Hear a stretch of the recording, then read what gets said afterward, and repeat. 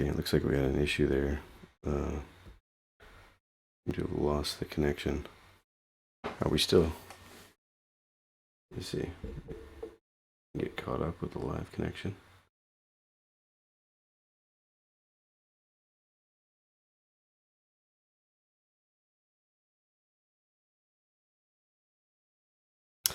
Yeah, it looks like I've got an issue with Open Broadcaster. Let me see see how we're doing here. Okay, I guess we're live again. Maybe. All right.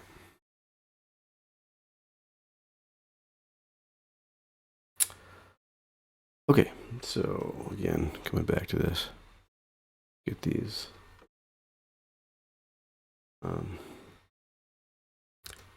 grooves painted in.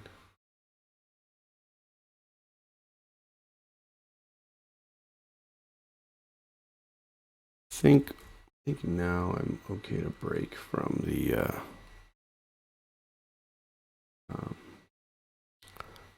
more lasso type approach to it and get some of the painterly looking stuff in there.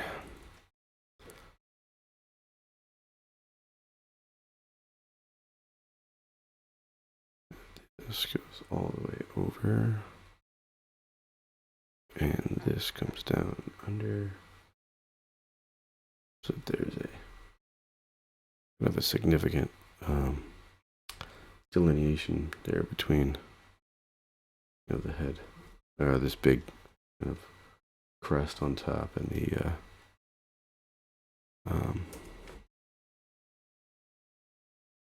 this little headdress thing over the head. And actually, it looks like all this kind of comes up a little bit. I may have missed that a little, but we'll see if we can just pull it and get away with that. It looks like the point where I've got the error is that the eyes are higher. Yeah, it looks a little closer. All right, put that back in there. These rings. Actually,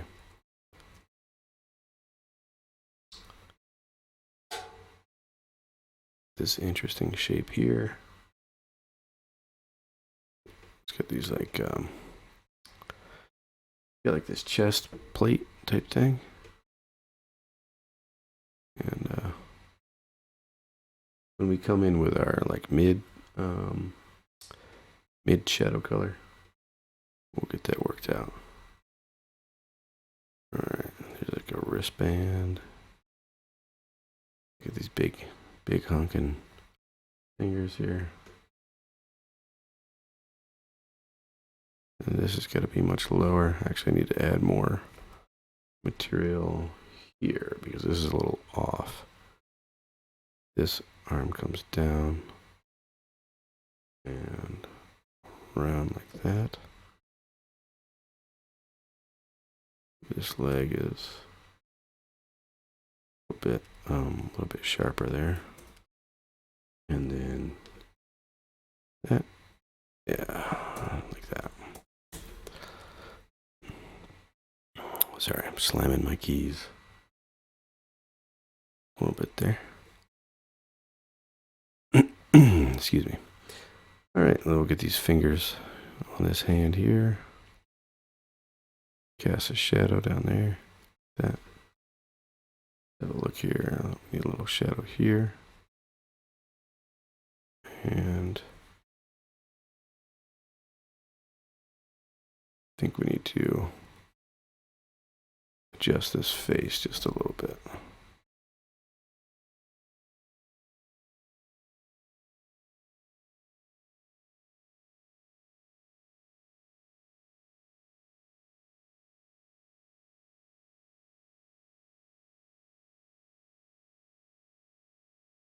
And again, you can see him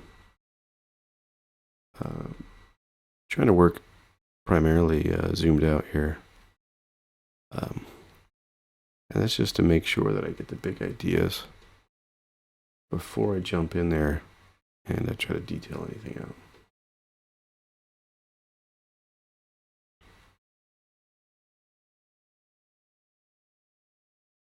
I'm going to make sure you get the right placement of everything. All of your elements in the scene. Or on the object, in this case. And then I want to make sure that everything's relating well.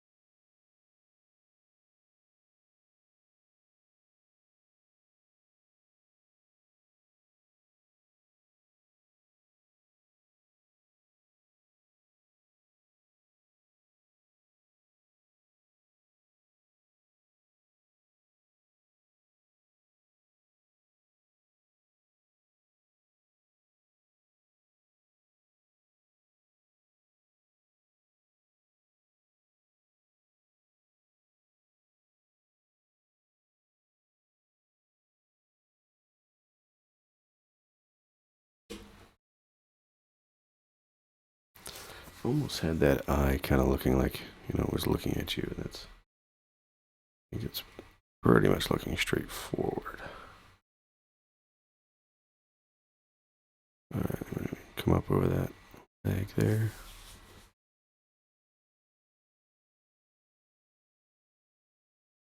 Okay, so now I am going to come in with a mid-tone.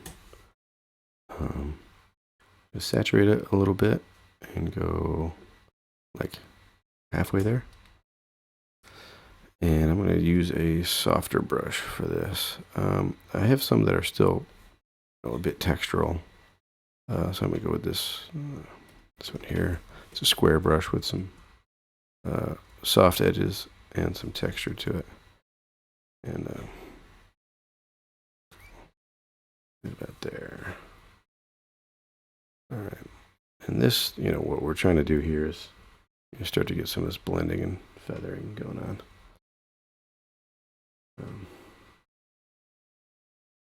And you know, I don't have my reference here on the screen for you to look at, but if you have your reference pulled up and then you squint, you'll be able to see these kind of large shadow shapes and hue shifts, and then you can deal with it, you know, as with more economy. You know, you just take one stroke to deal with it rather than you know, a dozen little strokes. All right, and then I said we would do we would sort this stuff out with our halftone here, where it's got this it's got like this little chestplate thing that kind of comes towards you in space. And actually, I've got to correct this because I missed a shadow. You know, earlier I was talking about just a tiny little wedge makes a big difference there. So you can see there's an example. You know, we put that wedge in there right here under this like earring thing. If I jump back, you know, it's hard to really see what's going on there. Just that little triangle makes a big difference in communicating the form.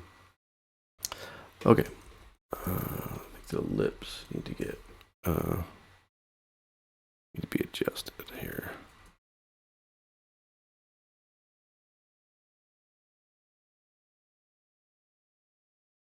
Because it's actually pretty flat. And then there is an arc up here, and then that's got to be, has to fall in the right, you know, plane of the face here for that to work. And this actually kind of comes back down.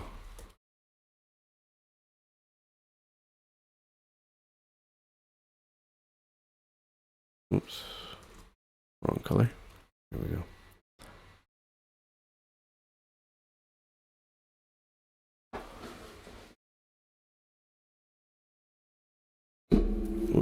Sorry, I hit my mic with the, I'm gonna move that. Sorry if that made a whole bunch of noise moving the microphone, but better than whacking it with my Wacom tablet.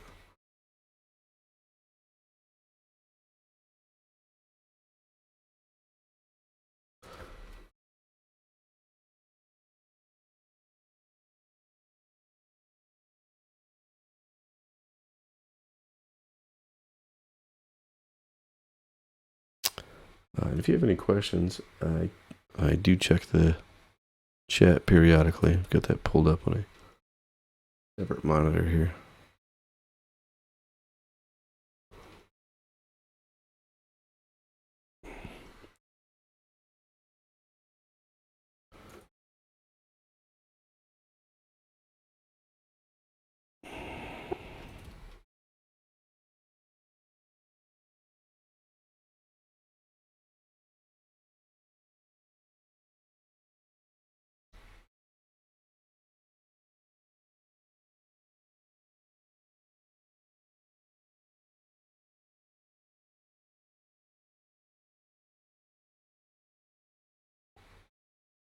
Eyes are always interesting because the slightest change will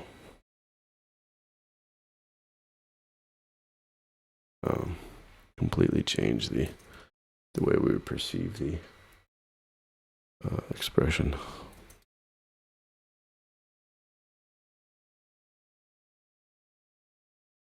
And since these are clay sculptures here, we're kind of communicating both. We're trying to communicate the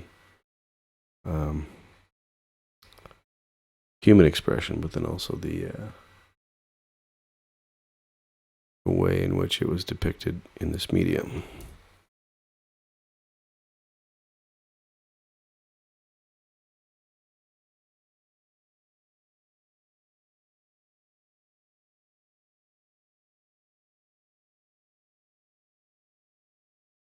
Okay.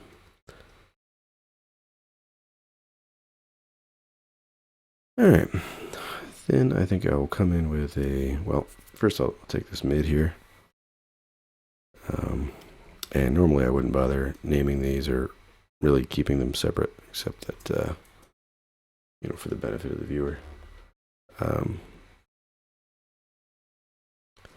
just going to clean up a little bit there, and then I'm going to come back in and do some bright values here. Let's see.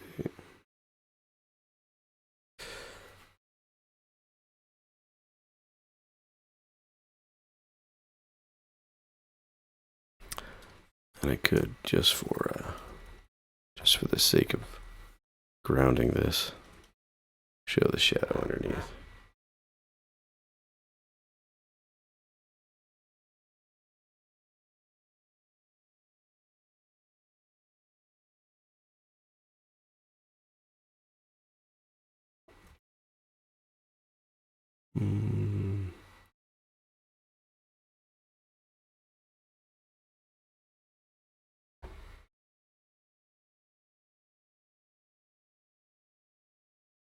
Something like that.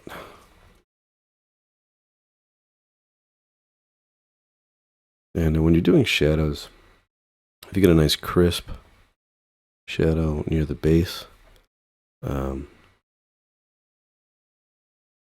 know, that's gonna read more realistically. And then generally you have a fall off, depending on how diffused your light is. You have a fall off as it leaves the, when it gets farther away from the object in question. I'll just set that to normal, and then right. So then we'll do those bright values. So I'll take my like my base color here. I will come up a little bit.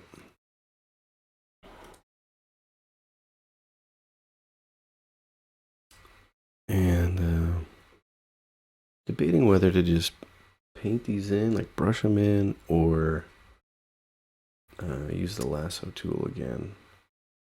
In some areas, it may be appropriate to use the lasso tool, so I'm just going to kind of take it case by case.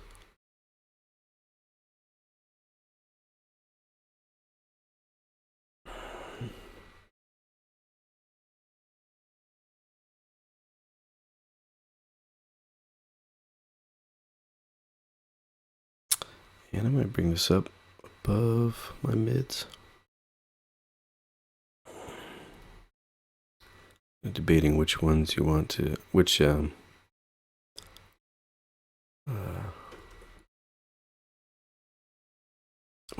you want kind of controlling the others. This is one of the nice things with painting digitally is that you can, you go underneath what you've painted before, and so you can spend a bit of time getting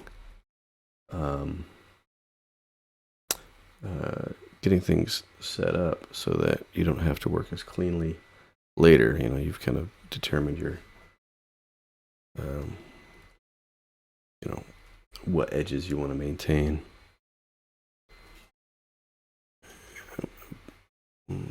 Smudge that one there. It's really not that strong of a transition on the model, or on the reference rather.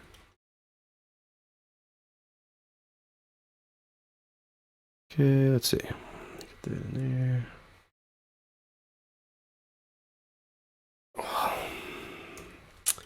It's a strange day. Lots of strange days lately, but that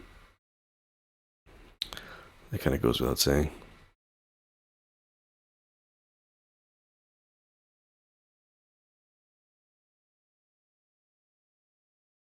And I get to the end of it, and you go, man, what just happened? And then we get this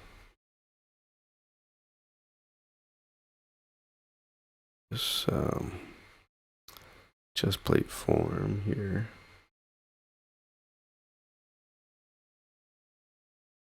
And that's kind of facing more upward than the rest of these, forms here. It's got the toes there. So just a little bit. Yeah.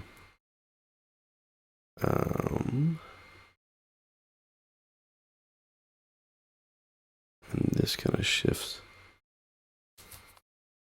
on the on my reference. That kind of shifts over. I mean, this right here. That's a softer form there. We need to come back and address that. All right. So this little headdress area has got some really interesting. The most kind of ornate area is right here on this headdress.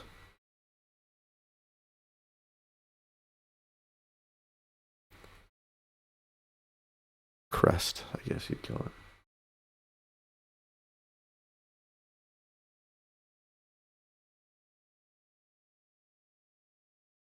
I'm calling it that, at least. All right, so let's see. I'm just trying to, without necessarily drawing out the design that I'm seeing, which it is pretty abstract, by the way. Instead of drawing it all out, I'm trying to see where these little wedges and bits of light are hitting it, and then see if I can get the impression of what's going on without noodling in there and detailing everything.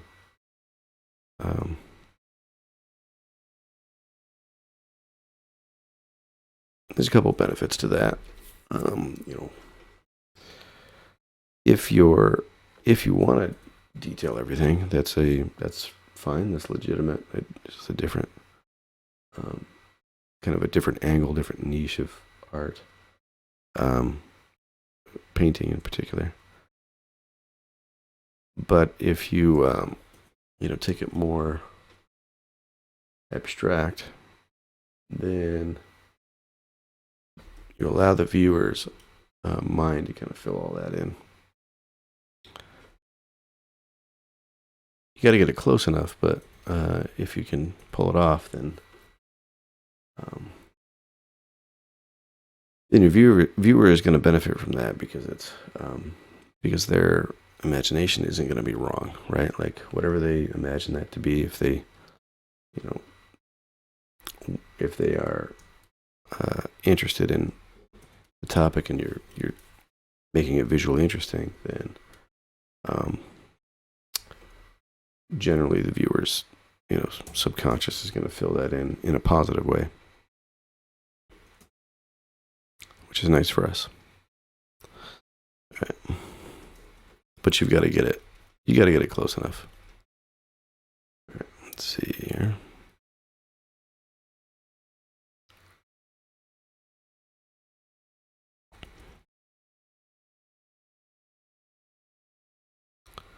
I'll zoom out, have a look at it.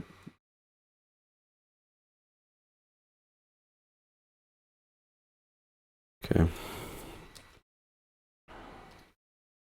Now I think I'll hit it with some overlay. Probably just a soft brush because this is pretty.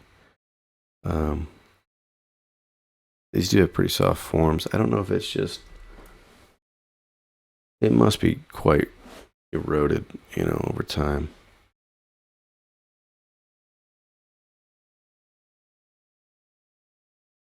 Excuse me. This will get us some variation in there. Generally, when you're using an overlay layer, if you use the same color, it doesn't need to be too saturated, and it'll increase the saturation there as you go. Obviously, below middle gray is going to make it darker. Above middle gray is going to make it lighter as you're painting over whatever you've got underneath it. And then if you choose like a complementary color, that should dull it and again increase or decrease the value depending on whether it's above or below middle gray. So an example of that, so if we're over here, we jump to the other side here, that's actually way too intense, so we'll kind of go more towards gray. But you can see the effect that is having there, and that's probably just a little bit too strong, but we're going to go with it for now. See what we get.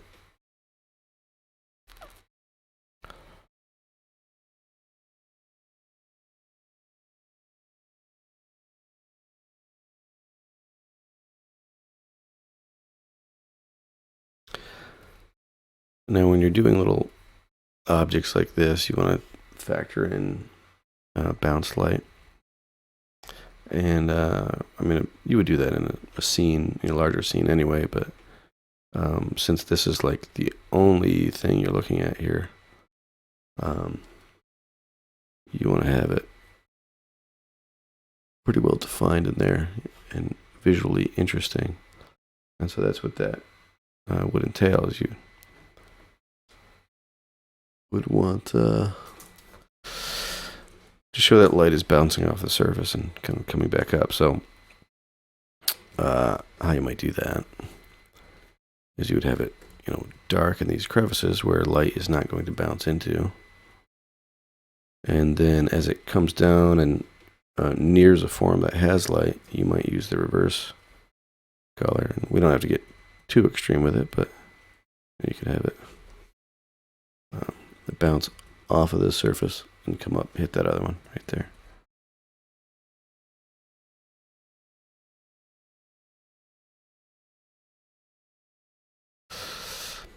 Now, I do want to get this to a certain point before I move on. However, I think I'd rather get through a lot of reference today rather than rendering them all to this really high state.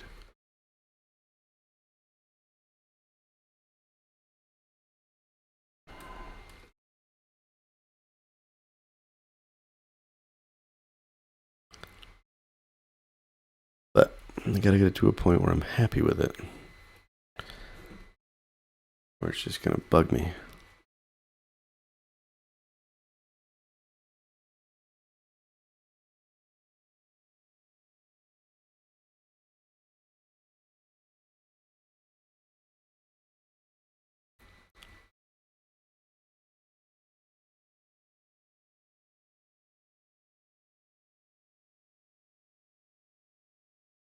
And part of that is going to be kind of pushing and pulling edges. So it's not just purely about, photorealistic rendering. I'm also thinking here, how do I get one edge to pop off of another or pop away from another one? And then some edges I want to have them blend together.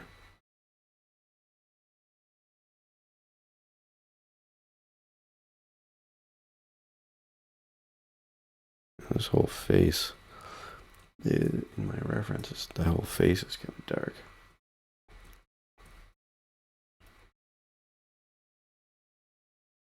It's got like a little bit of light hitting it.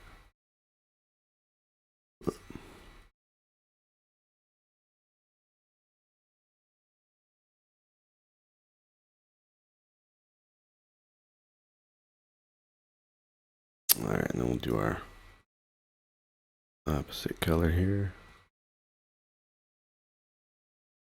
And bring some light in.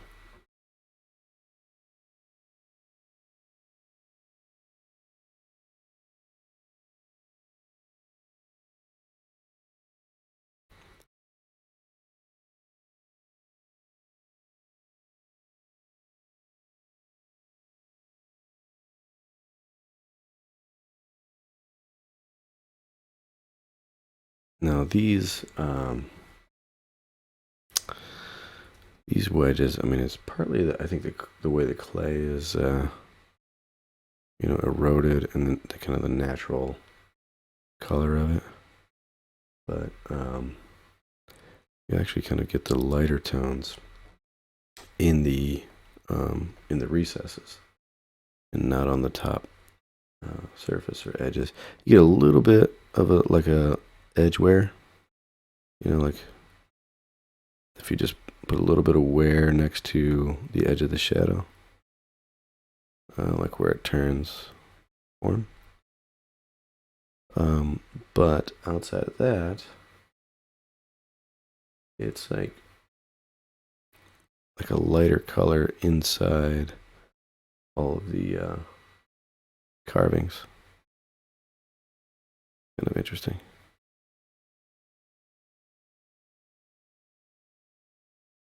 Very interesting.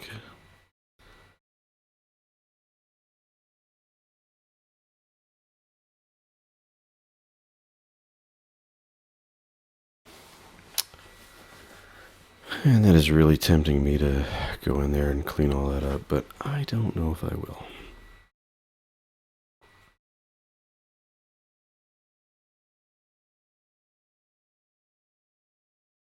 There is something about, working messy and letting some happy accidents happen, as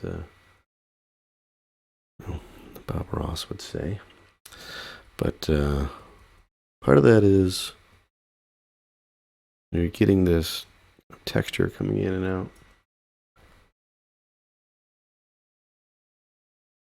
That, if you were to paint everything manually, tediously, like, I still don't know if you would get the same kind of lifelike effect. I think that's a lot of painting suffers from just being overworked.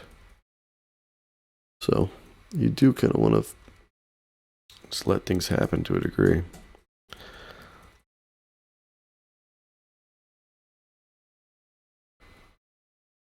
And that being said, I'm pulling out my textural smudge brush here, because this tends to kind of break me out of that tedious mode of trying to get every pixel just right, because you can't, not with this tool.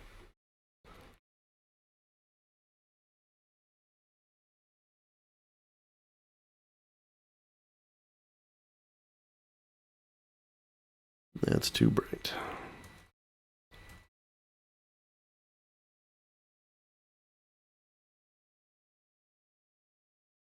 Let's see.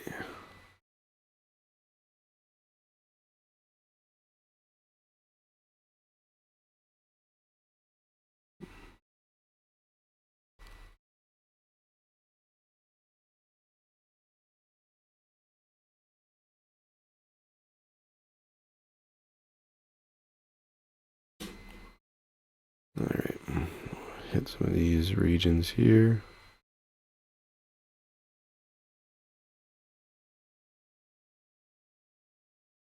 And same thing with the, stone kind of being brighter in the recesses where it's been carved. What's going on up here? And that's always a challenge to get, to compare your natural, what would you call it, your local value to, your light values.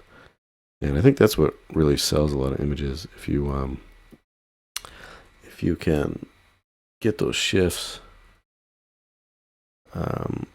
to line up between values. So like if I have a local value that's dark and then a local value that's light, lighter, and then the light, crosses both of those values,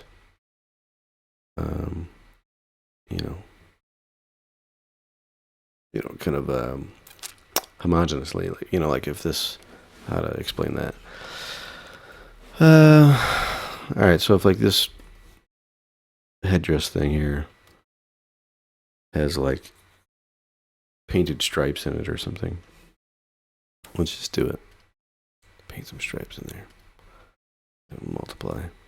So multiply actually would be kind of a decent example where you paint in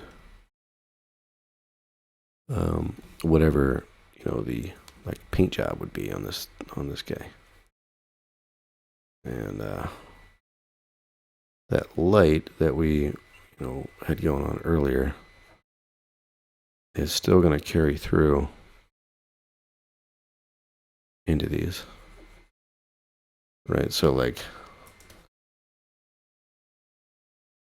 from left to right, it's lighter here, darker over here, and then it's light to dark here and light to dark here. So as long as those relate to each other, then you can pull off that kind of local value thing. As long as the way that the light X relates to each other. Now there would be less light bouncing off of a darker object. So unless it's like more reflective or more specular than the value next to it. I don't know if that's making any sense, if I'm not really explaining that very well.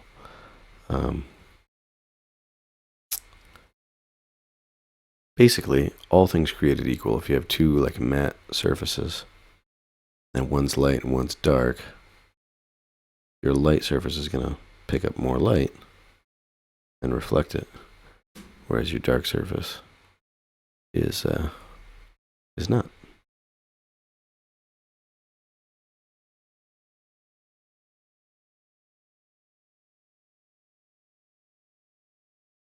The difference would be is if you have a more reflective surface, then that might pick up more. More of the light that is being projected on it. And then you would see that highlight. The highlight really is just a reflection of the light source. And so if it's a highly reflective surface, then it's just going to reflect whatever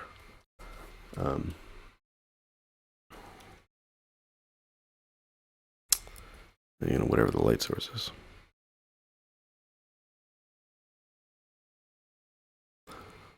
Not particularly deep, sorry. But trying to clarify what I was getting at there.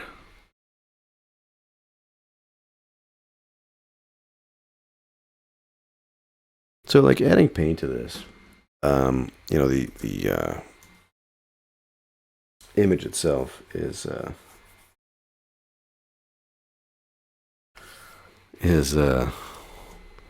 sorry, I was just catching up on the chat there.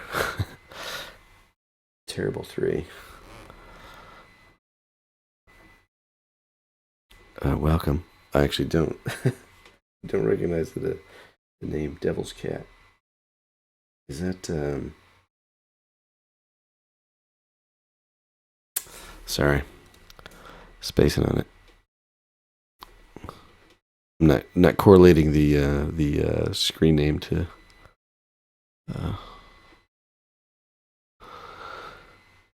anything.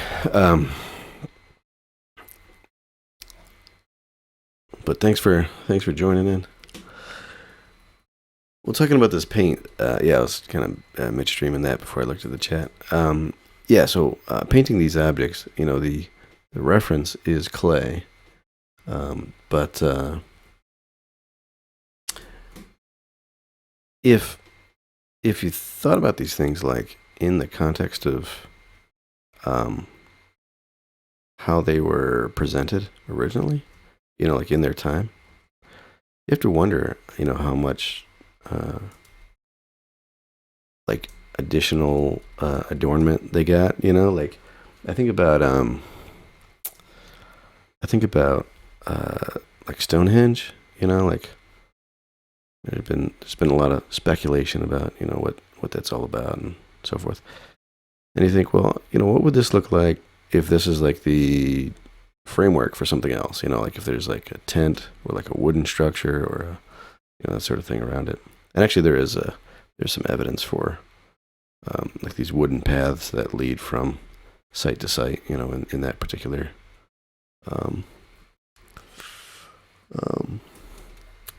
instance. But yeah, it would be interesting to see like how are these things kind of added to back in the day when they were originally in use.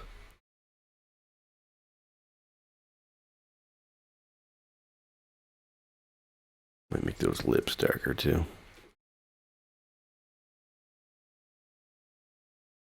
Why not?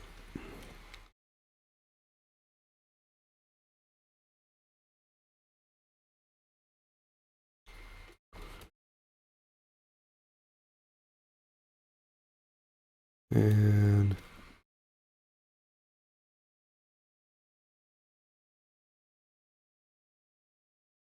I might do just like an overall. Where did I put that paint? Yeah, right there. I'm gonna shift this around, see if a different blend mode gives me something more interesting.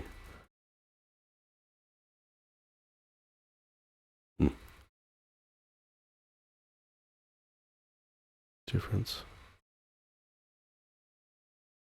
Subtract. I like how deep that goes, all the way down to black. Yeah, so we could do like a blend if thing here. So we'll just do multiply as a base. We'll go to did like how subtract came out, but I want to go like not quite so deep with that. So have some value coming through. And let me know if the microphone is cutting out. I noticed when I play these back, I've noticed that happen where the mic just kind of drops my voice. Of course, I also am doing that naturally because it's late and I'm tired. So, all right, let's see. Split this out.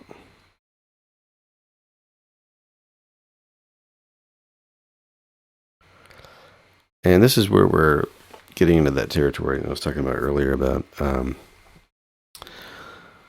having a more like specular surface. So now I'm separating how this, how much light and shadow, the range of contrast between light and shadow in this blue area. And that's going to make it read as a kind of a different kind of material than the rest of it. But what I was saying earlier is that I want to put a overall treatment on it.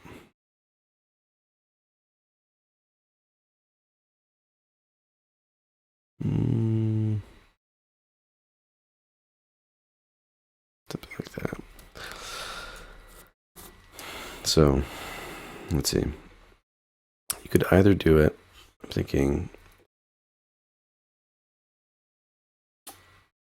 looking at my reference, looking at this guy. And I guess I'll go with overlay again. I'll turn the speckle brush off. Just go soft. I'll set this to overlay.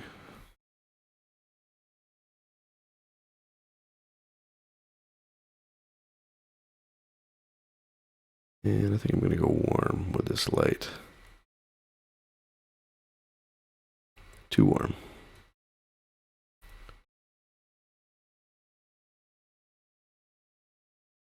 Okay.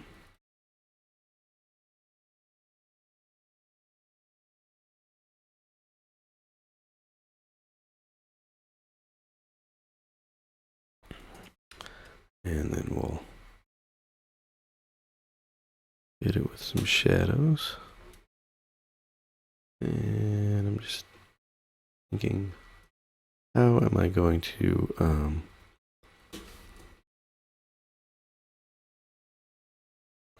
kind of add some more visual interest, lead the eye around to different areas of the object.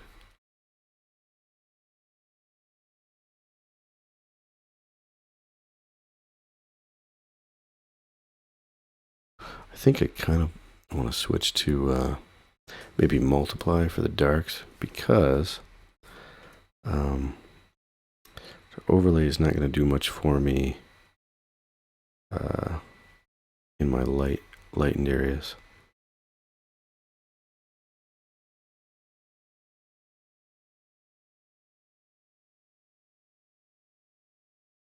Yeah, I'm going to dial that back.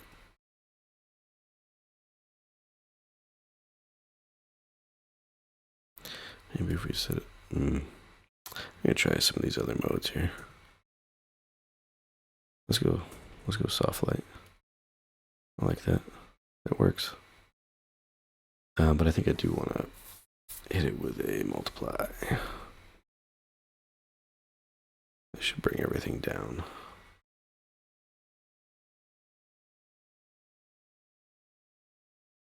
A little more evenly.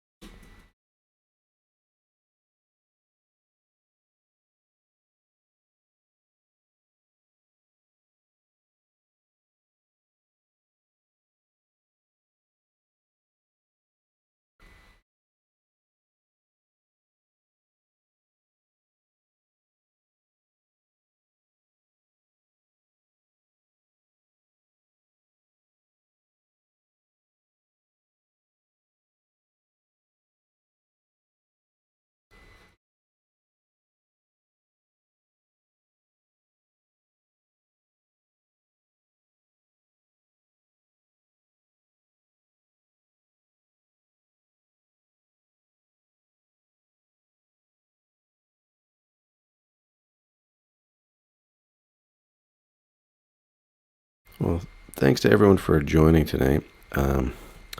Sorry that you don't have something better to do on a Wednesday night than to watch me noodle around with this painting.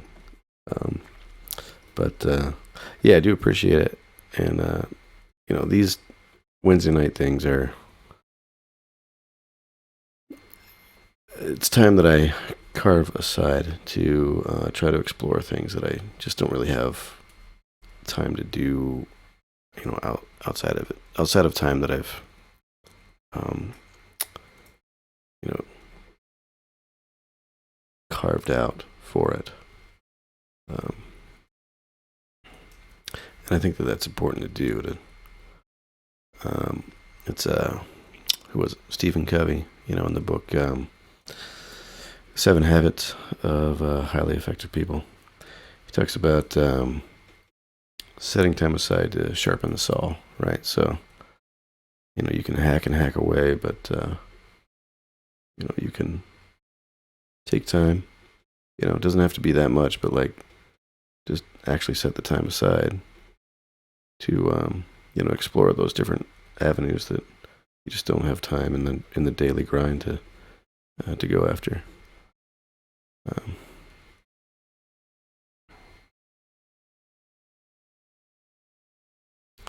So that's the point of this for me. Trying to balance things out, learn some new things, go after artistic ideas and interests that just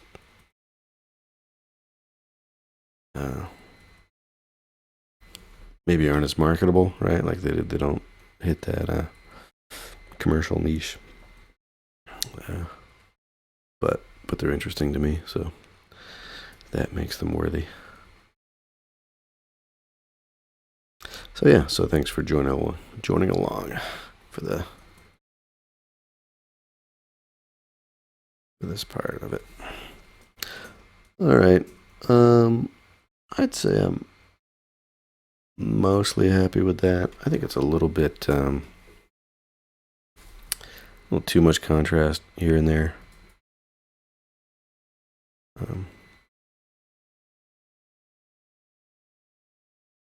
Let me see if I can.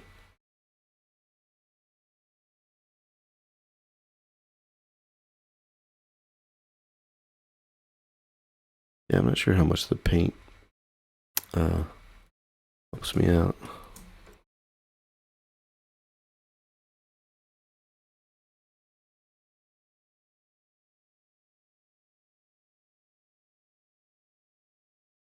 Kind of like that.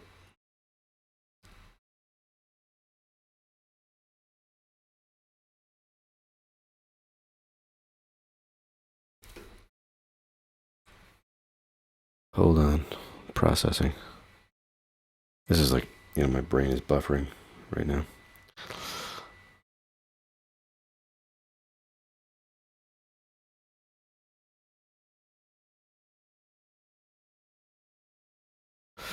Oh, thanks. Let's see. Whatever. I'm gonna call that good. Go on to the next one. Let's do. Let's just grab all that and Control G is my shadow. Grab that underneath the silhouette. And do another one. Let's see. Get my reference pulled up on the other screen here.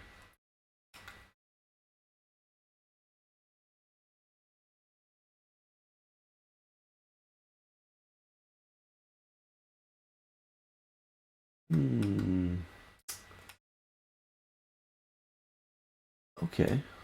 This one's unusual. All right, so it looks like it's kind of like a box with a flat panel across it. So let's just block that in here.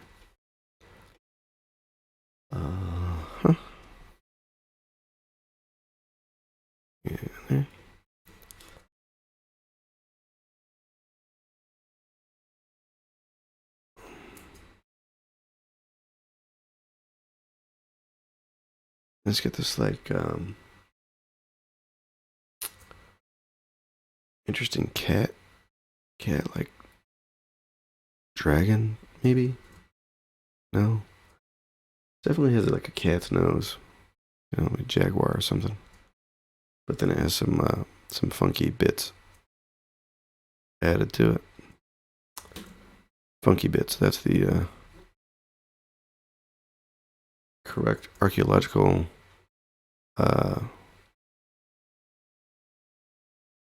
term, right?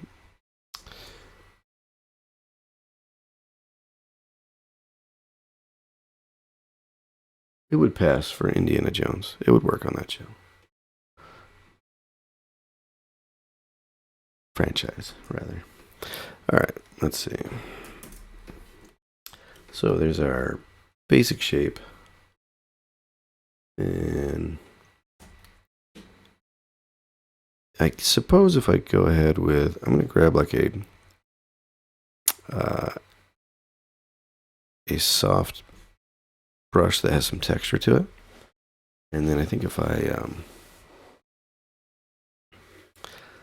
work with selections, we can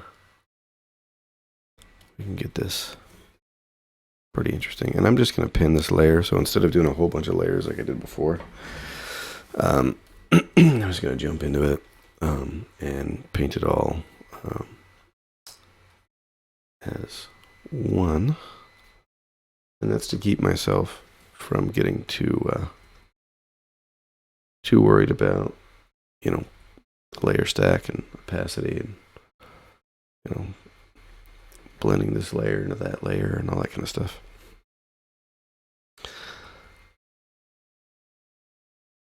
Just for the sake of it. All right, so then this has like a weird, I mean, it's similar, like it has a headdress thing like here, and then it's got like this little face right in the center area right here, with earrings, and then like a neck, like a big necklace type thing, and then like rings on that too. And then it's got like a chest plate, and all this is kind of an interesting like terracotta red. So I should probably switch over to that color. That would kind of make sense, since that's what's going on. But actually, I'm a little bit low with this. I'm gonna bring it up here. Okay. Base is there. Got this bits here. And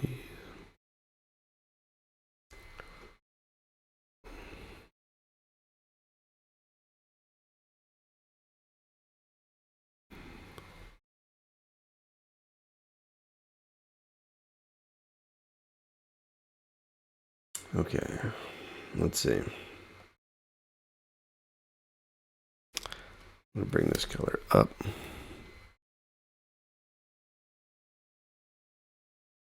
Bring out some of these forms.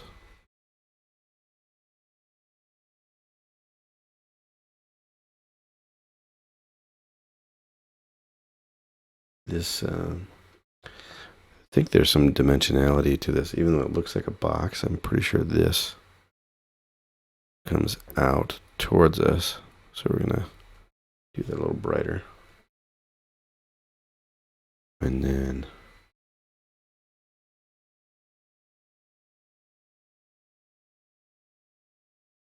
there's like these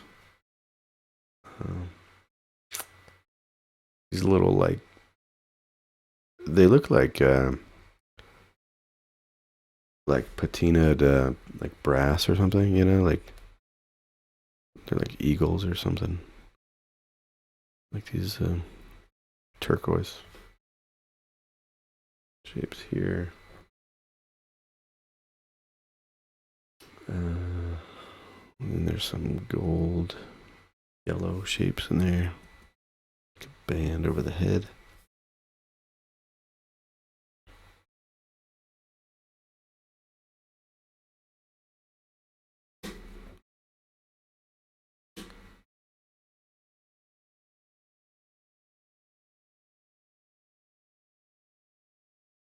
Actually, I'm going to come up higher with those. Here, here, here.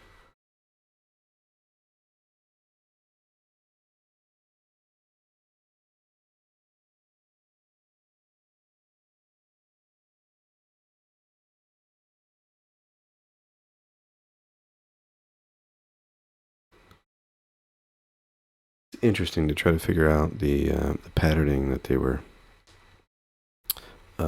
working off of. These have these. Looks like there's squares. Like this is a. There's like these 3 squares here in the center.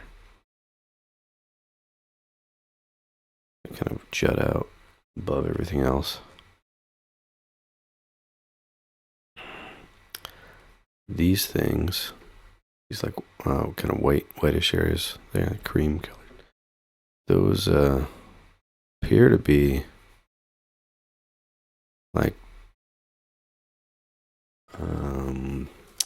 extruded out of the form there, like off of that back plate. So I'm gonna bring those out. And then there's like these plates here.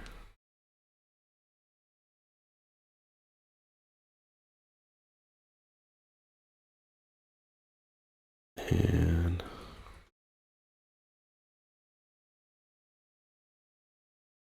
face right there.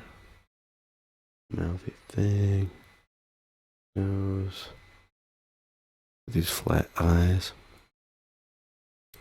And those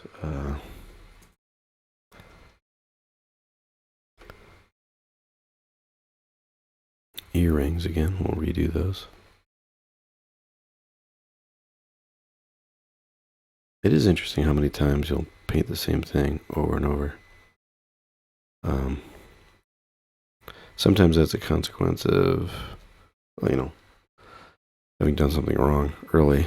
But it is interesting when you see, you know, like animated, like the old school animations, you know, with like that blue underdrawing, you know, pencil underdrawing. That those images were drawn, you know, at least twice.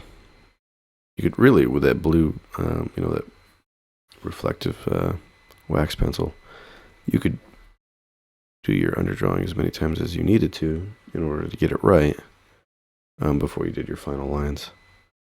And so anyway, all I'm really saying out of that is that you end up painting around, dancing around, trying to figure out really what it is that you're looking at. It's almost like you're, you know, spitballing an idea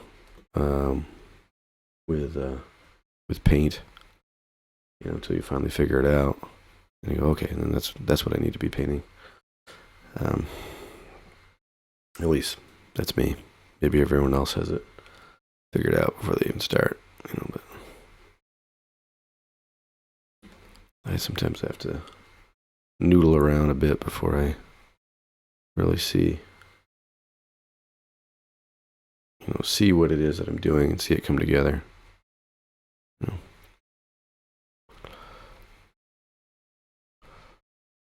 Yes, and then on the corner of all these squares are like these little flower type things.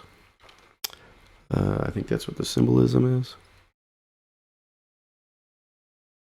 And they've got gold edging around them. And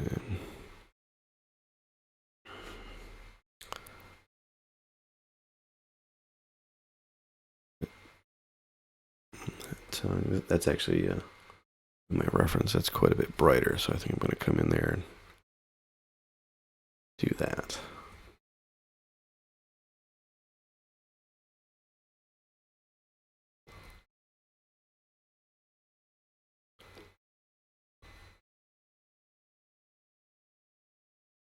And that's like a soft transition there.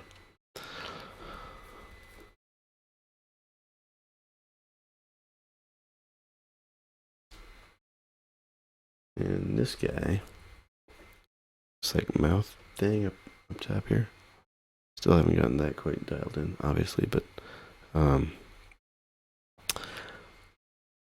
that is quite a bit extruded from the rest of this. So I think I need to kind of flatten this value underneath so that I can cast the shadow, and it would be soft because it's kind of far away.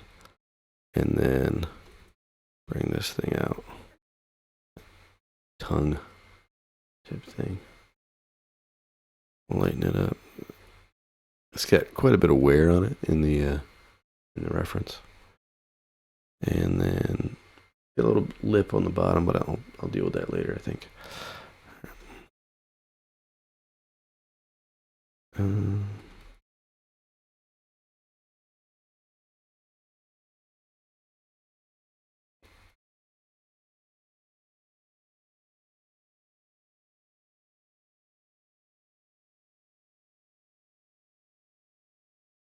This is a Roblox.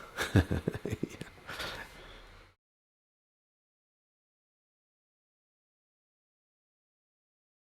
Yep, just ancient Legos, really.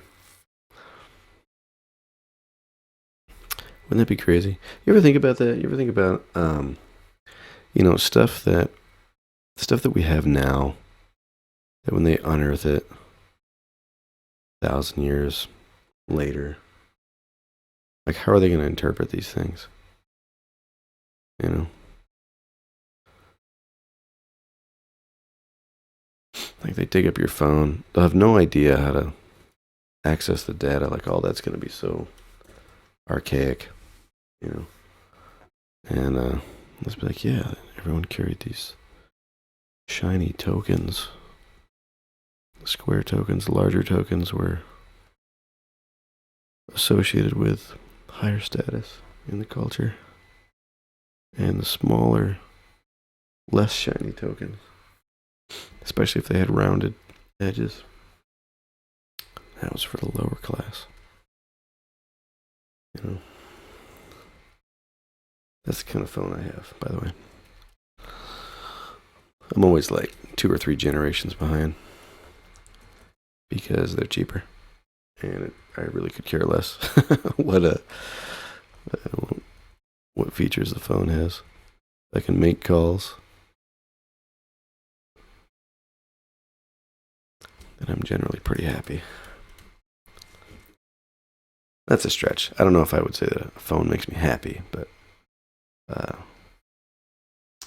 am satisfied with its utility.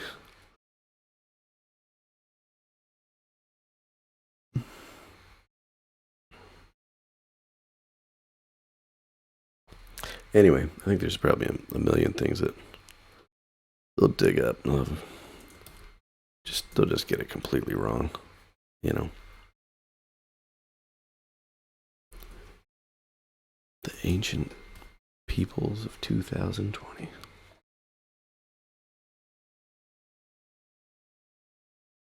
Their strange ways.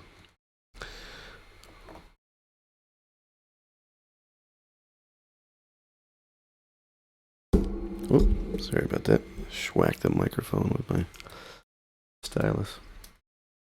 Seems to be the thing to do.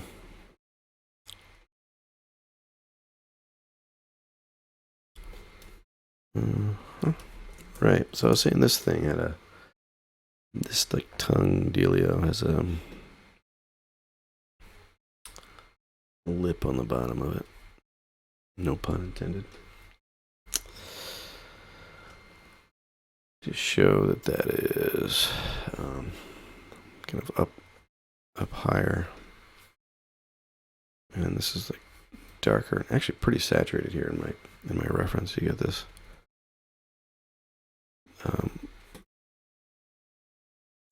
whole thing going on behind that like forked tongue coming out.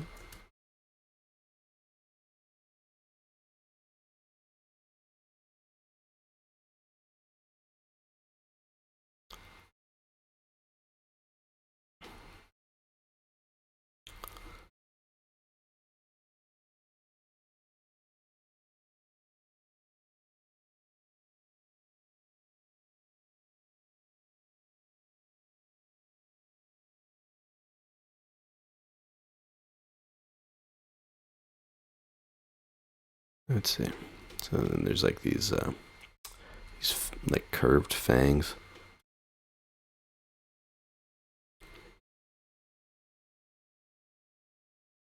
And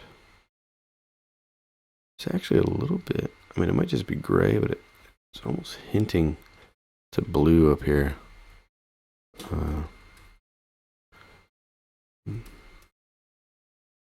There actually is quite a bit of blue, hidden around on this, on the reference. So I might try to start sneaking some of that in there, and that'll make it pop a bit. Getting that, the blue and the red.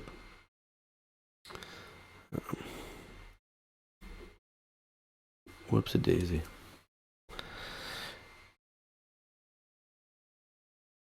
This is normal. Every time I use my machine, it decides that the drivers have to crash sometime. It's just like a rite of passage or something. I don't know. It's like, hey, just so you know, you're not the one in control here.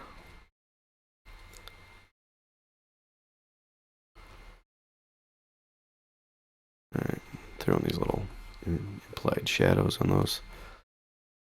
I think they're eagles. It's kind of hard to tell. The reference is a little blurry there, but. And then there's forms there. These almost look like they have rivets on them, which is kind of neat.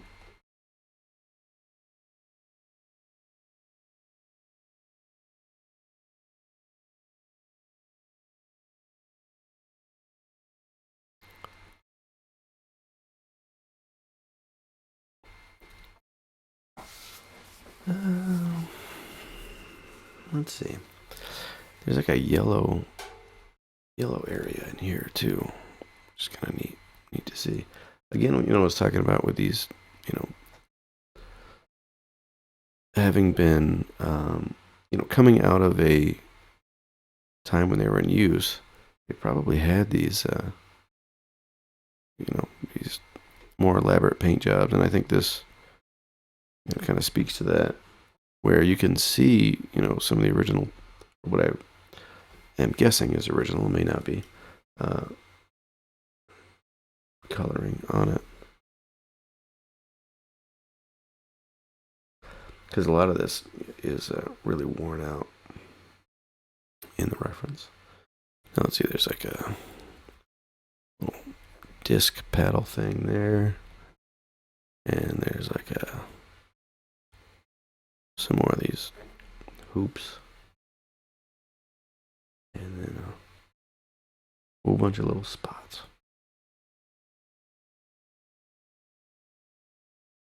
And it's got shadows on all those. And these are all kind of ceramic, forms. They're popping out of there.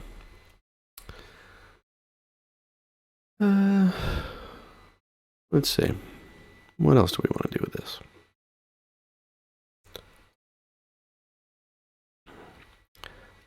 These actually are, a bit more detailed in here. These, I said I thought they were like flowers.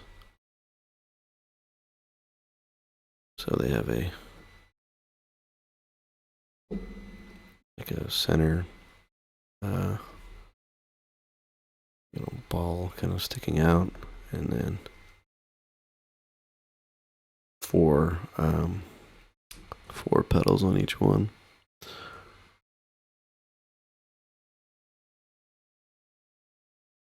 I'm gonna zoom out at that again. Okay. And again, what I was talking about earlier with having that light kind of pass through different forms. So like you've got like a almost gray clay here, and then of course this painted yellow bit, And I'm going to sneak a little more orange in as it, kind of turns form. And then, of course, you have this red here. So this red we could carry through this light, from here down, right? And if you don't do that, then it's either going to read as incorrect to the viewer, or it'll look like a form change that you did not intend. So bear that in mind. I'm going to add some more saturation in here.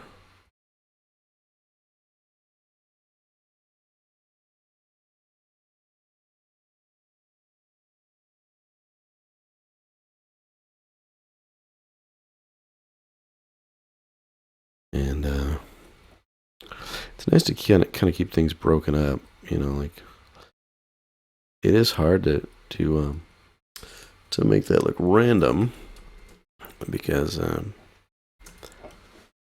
just generally not that great at random. Like, things end up being way more structured than we intend them to be if we're trying to make something look natural, realistic.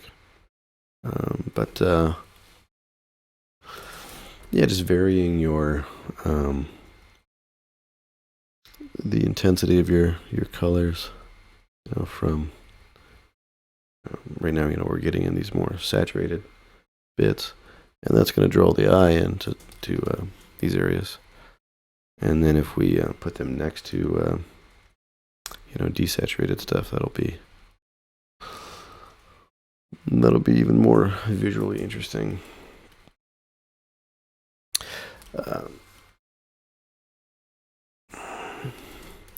Debating whether to just paint that in or to do it with a little trick. So there's a trick that you can employ. Basically, you would paint like a mask, and then you would set up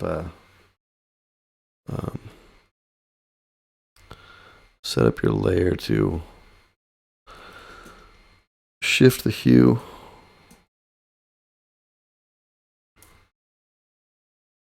and the saturation. And the benefit of that is that you can do you can add like a drop shadow or an inner shadow or something like that effect to it, and that can get this nice kind of crisp, clean delineation between them. First, I'm going to paint in some shadows here, crisp some areas up.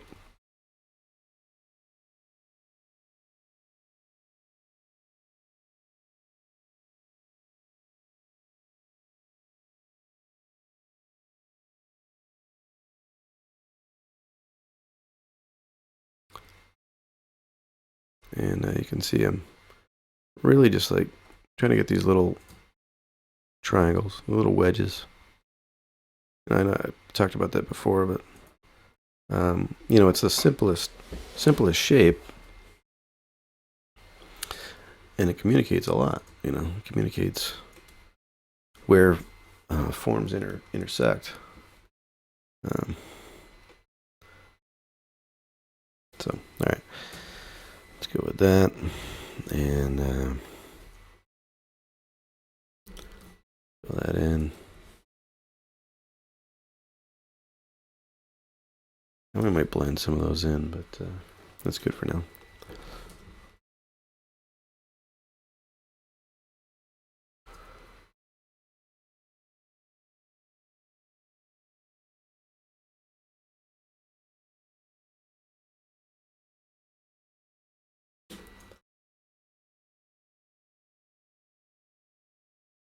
All right.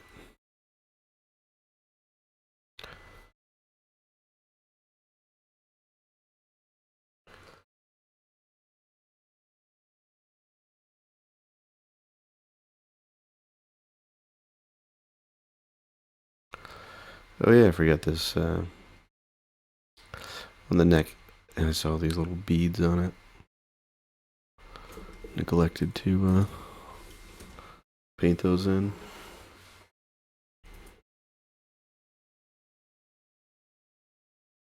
I could say that I did that on purpose, you know. I made an executive decision to omit them. But that would be a lie. I forgot.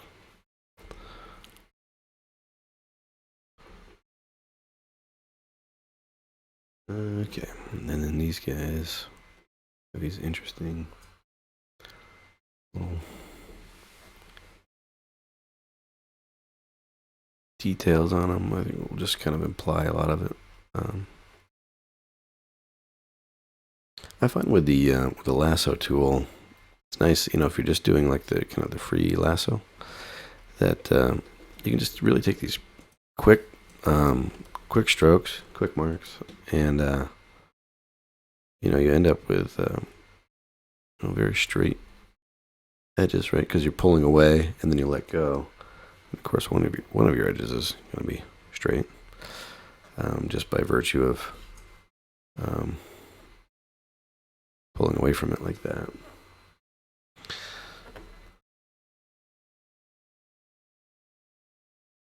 Which visually is interesting. If you just think like I'm doing one edge that's going to be a little more curved, a little messier, and then one that's going to be straight and clean. I can't remember who it was. It was writing about that. Another artist, and that was kind of an aha moment for me. You know, like he was showing how you can do like a really messy edge, and then you know, try to have on the other side of the form have something really clean, and how that will well, it's a trick, basically a trick for visual interest, you know.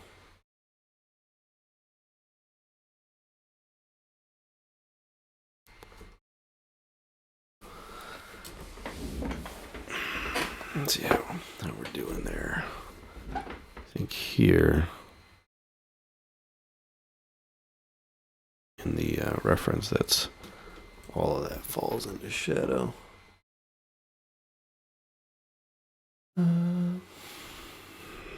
I might do a little bit more on the on this like little head on the top here, because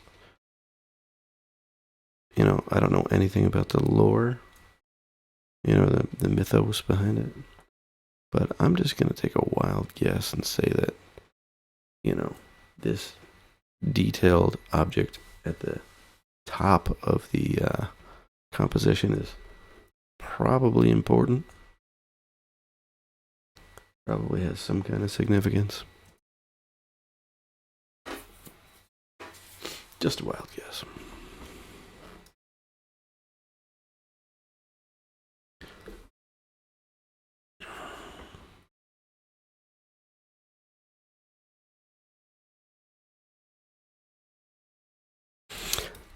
All right, so I guess I can show you that little trick I was talking about.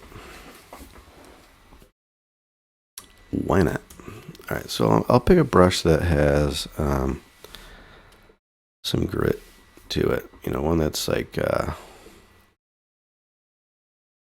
pretty textural, right? This is probably a good example. This might be too strong. Let me see if I can find one that breaks up a little more.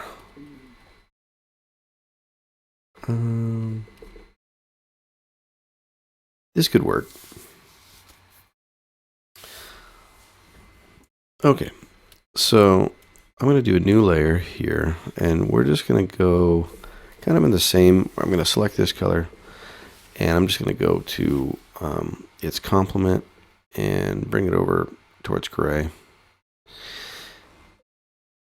Yeah, maybe a little, but still saturated enough. And let's just give that a go. Paint that on there. Okay, that's probably too much. So a little less.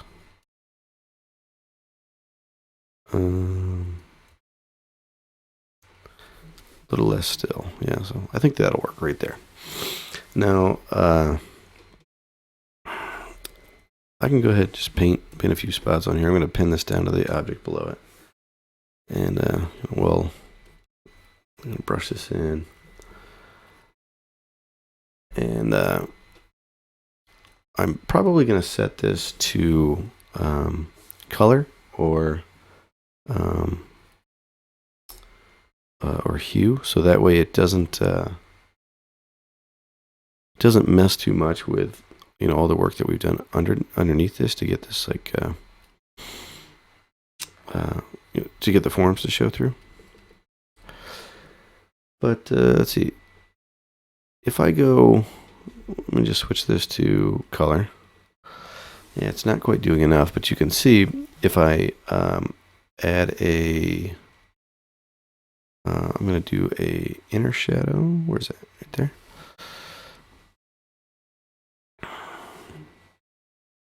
And there's a whole bunch of ways of doing this, but what I'm going to do here is bump this up. I'm going to set it to darker color. And I'm going to pick one of my shadow colors here. And if you do darker color, the idea is that, this will cast its little shadow, but it won't go any darker than your shadow color, which is kind of how it would work, right? So let me zoom in here so we can see what we're doing. And this is why we want like a really textural, like chunky brush, because it's going to make a difference. All right, you see what's happening there? So we've got this edge on the layer that we've painted in there. And I might shift this to like a normal. Yeah. Find a good curve that'll work for what we want it to do. I actually guess that is okay. So then the next thing is I'll probably do a drop shadow or an outer glow. Let's just go with the drop shadow. And then we're just going to do the opposite, right? So we'll bring this in. Get it nice and close. Like 1 or 2 pixels off. And you could set this to like screen or overlay or something, and then just lower the opacity. So basically what we're doing here is we're doing kind of like a bevel and emboss, but we're giving ourselves more control over how it acts. You go overlay, see how that works for us. Okay.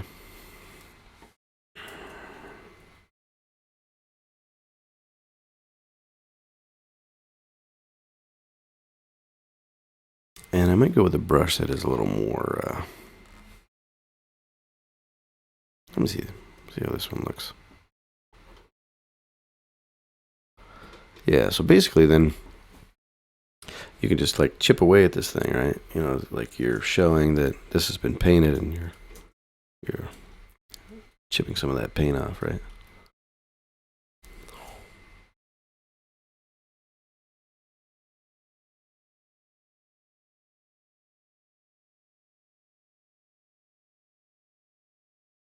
And with what I was talking about earlier about like delineating this shape from the others. Again, this is a way we could do that. And of course, because we're doing this on a layer, we can erase the effect away as well. So lots to play with here.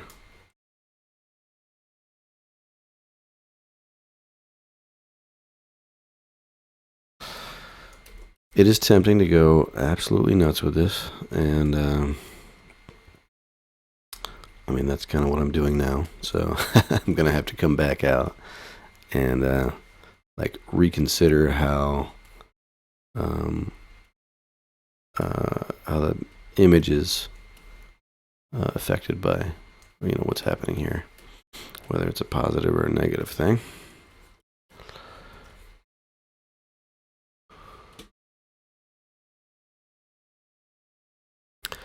But I could also, you know, just look at my reference and use that to be my guide, which would seem to make sense.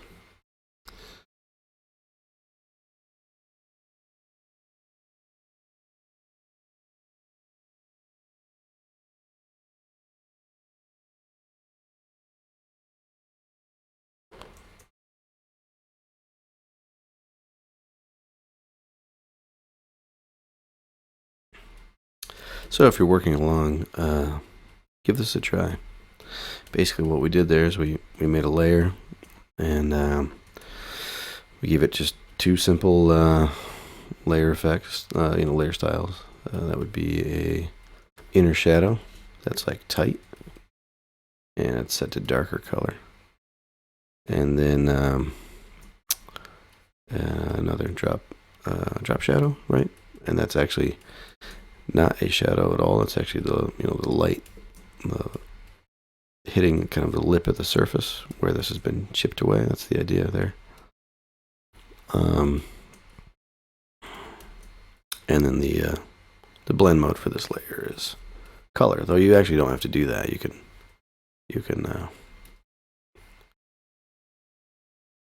set it to whatever you need for the color effect that you want. And actually, you know, if you're doing this just to chip the surface, then you could go to your fill and turn your fill off. So you're really not affecting the color at all. You're just adding this effect, you know, that chip effect. That might not come through. Let me zoom in so you can actually see how that would come through. So that's with the fill turned off. If I turn the fill up, so you can see how we can play with that. You know, it gives you a lot of control.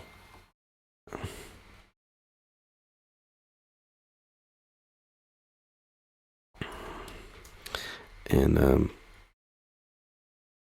this can get away from you, that's for sure. But there's a way to play with this where you could add, well, you could add like a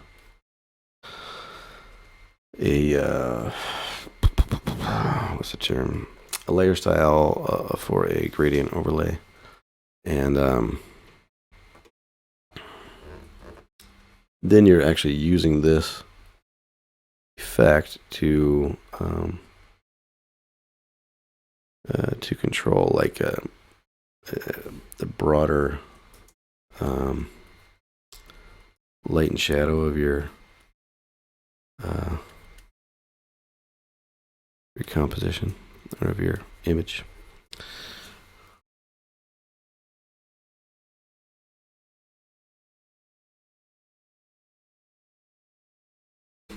And I will give you an example of that just a second here.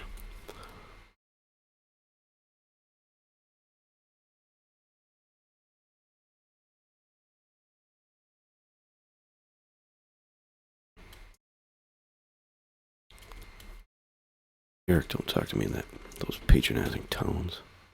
What are you doing?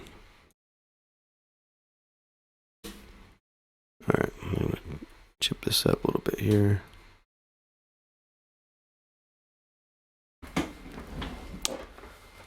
Okay, let's see. What was I saying? All right, yeah. Something about a blend mode or something. Right. We're gonna go effects, gradient overlay, and if we wanted this to blend, you know, so let's say top to bottom, where we just have a regular desaturation effect on the top, but then it actually gets, darker as it comes down. Might do that. That would just add, that would just add a little bit of visual interest. So if I turn that off, not a huge difference, but then it's just not like flat, monotone all the way through. So we're adding that gradient, and that's, just in general, when you're doing like just a single object, it does make it more interesting to grade, from one side to another. And if you're doing that with like a material thing, where, so like if the paint has been chipped off, or whatever that, like, whatever it's been coated with is chipped off. And then, your, like clay body or whatever underneath is exposed, and that's reacting to the light in a slightly different way than the paint. That adds a little interest, makes it a little more dynamic. All right, so I'm going to do the huge with overlay. And let's see. Now I'm kind of curious, for anybody watching. I'm curious how many viewers watch muted. Like, is it more worthwhile to just kind of see the image progress, or do you want to hear the commentary about the decisions that I'm making and why? Throw that out there to you.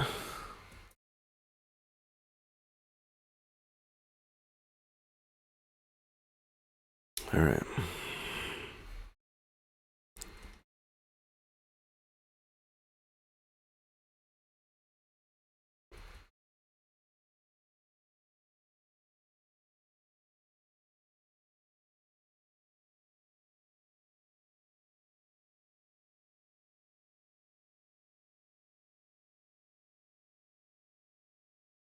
Okay, that's interesting. Just making some little corrections here as I'm looking at the reference. Okay, cool. Yeah, see the comment there in the chat. Yeah, I was curious. I don't know. There are some videos that I'll watch or streams that I'll watch that I think it's cool to follow along, and then there's like a certain point where you just can't. You just even if you're painting or something, you get focused on what you're doing, and then it just kind of becomes background noise. Excuse me. So I just wanted to see, poll some of the viewers, see how you guys were interacting with it. And by the way, you guys, that's a kind of a Western New York colloquialism. It's everybody says that to mean you all, everybody.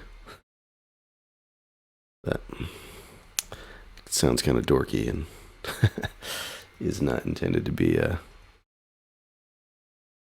just aimed at dudes. You guys, what do you guys think?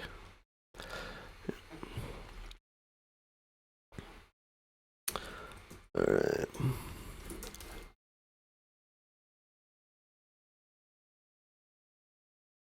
So I'm going to try to blend in some of these. Actually, curves aren't so great. Now this is something that's probably worth saying. It's not. This isn't. It's basically something you should learn early on. But if it hasn't been said, when you're drawing and painting, you really want to be painting. You want the motion to come from your elbow and shoulder. And so this is, and the reason is well, partly it's better for your body. Like, you're not going to give yourself carpal tunnel so quickly, and bending your wrist so much. But the other bit is that you get smoother arcs. So I was like doing these arcs right here, and you can see that it's not the best arc. And if you're doing that with your wrist, then that's your wrist and your fingers working in tandem to get this, to try to get this smooth arc. But if you're doing that with your elbow and your shoulder, you're actually much more free to get the correct motion. So that is something to think about if you haven't been told that before. And if you're, trying to get these nice smooth arcs on a painting, I sometimes have to remind myself, okay, if I want smoother curves, then I need to actually zoom in so that I'm using more of my arm, elbow, shoulder, with the Wacom tablet. And for me, that's a bit of a catch-22 because I try to work zoomed out as much as possible so that I can see the whole image and make more like design decisions rather than like these really fine executions on strokes. That's less important to me than seeing that the whole image is coming together.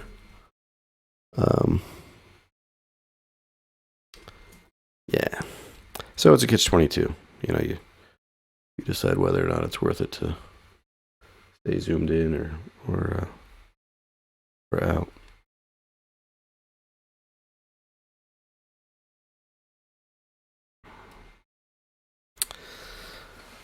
Let's see.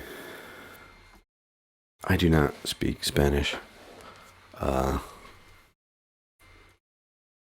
That is one of my regrets, that I was really lazy in school,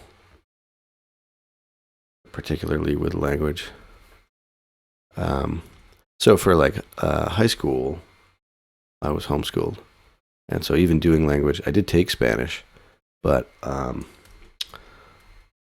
if you're the only one learning a language, you're really not learning it because you're not interacting with anyone else who's learning it or who speaks the language. And so I do regret that. That's one of those things on my bucket list. Like, oh yeah, I gotta go learn more languages than English.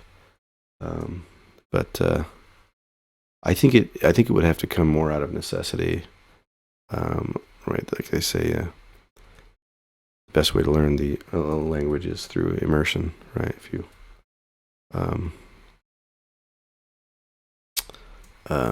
you're in a place that speaks Spanish, then you have to speak Spanish and you have to learn how to do it functionally.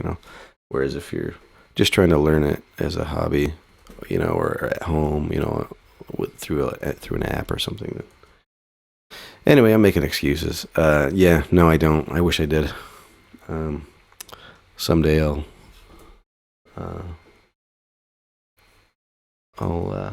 hopefully not be so lazy and learn some more languages.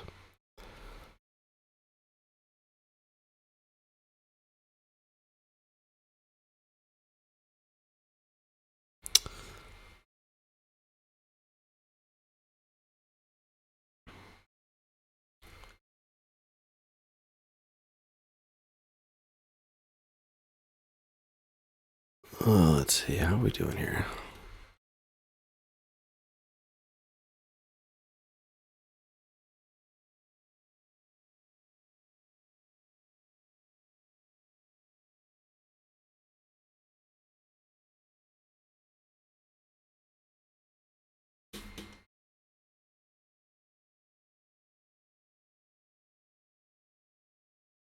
I don't want to get too bright with this red here.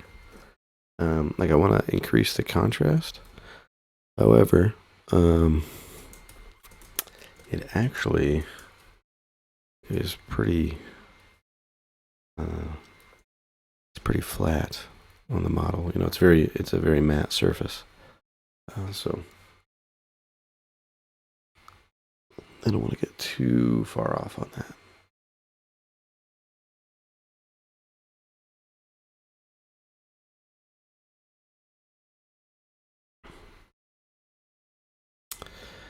Yeah, as far as learning Spanish, you know, when I was looking at these, you know, these things, sculptures, relics, you know, however you want to term it. I'm like super fascinated by. I'm very fascinated by this topic, and yeah, it became clear to me that if I was to really try to understand it, I'd have to speak Spanish. You know, like I'd have to go and see these things in a museum and have it explained to me. Um,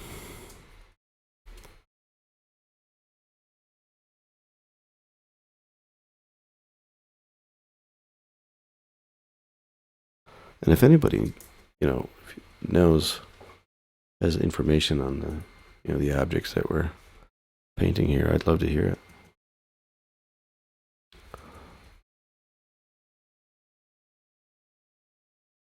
Let's see.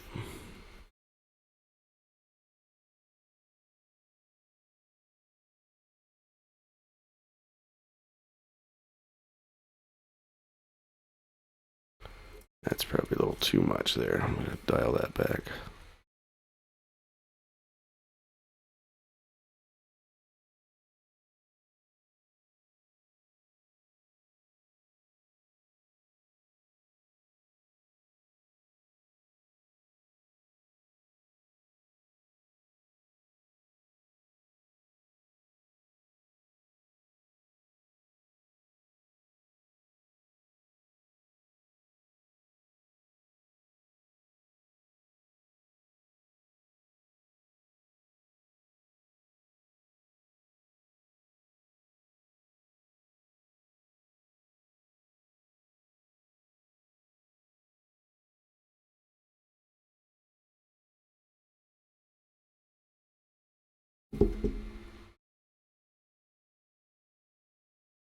All right.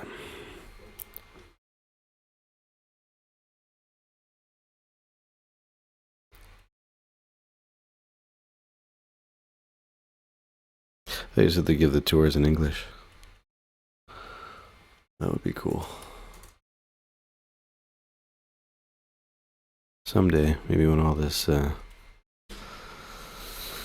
stuff blows over, it'd be cool to go see these things.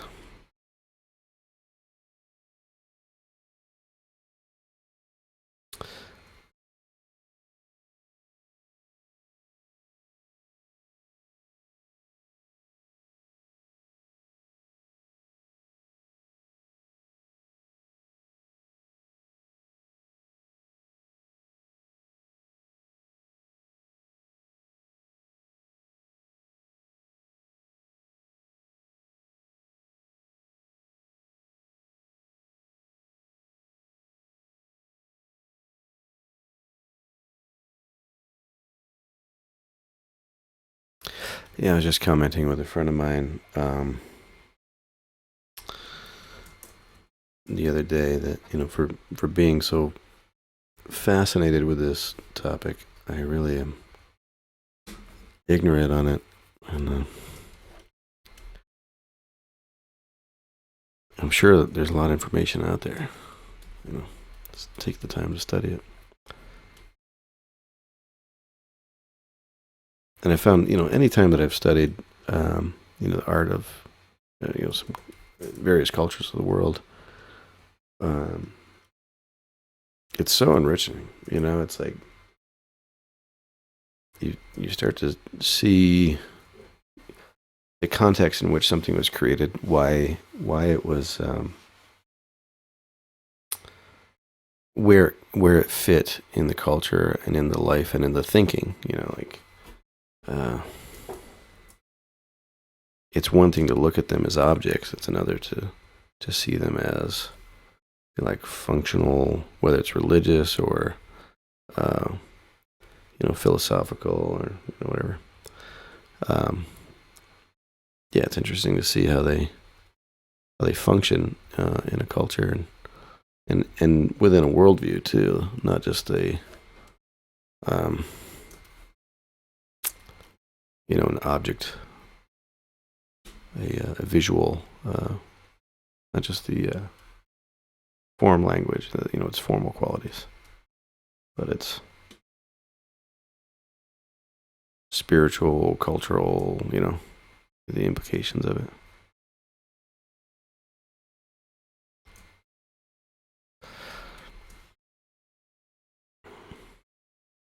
Example of that, I suppose, would be I was taking a ceramics class, and this is actually where I first became interested in this topic, and I think it was this I think it was Mayan, this vessel that just caught my attention. I thought it was so awesome, and so I decided to try to make a copy of it, and then later I did more research on what it was. Basically it was an urn, and I don't know. It's kind of interesting when you think like what objects capture our attention, without the context, and then you add context to it, and it's completely changes it. I suppose like if you were looking at I don't know, you saw some memorial or um,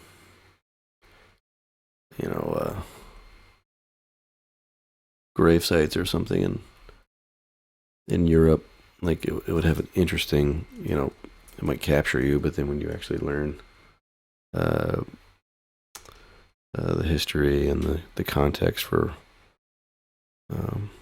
why they did what they did, it completely changes it. Or who the people were, that they were being commemorated.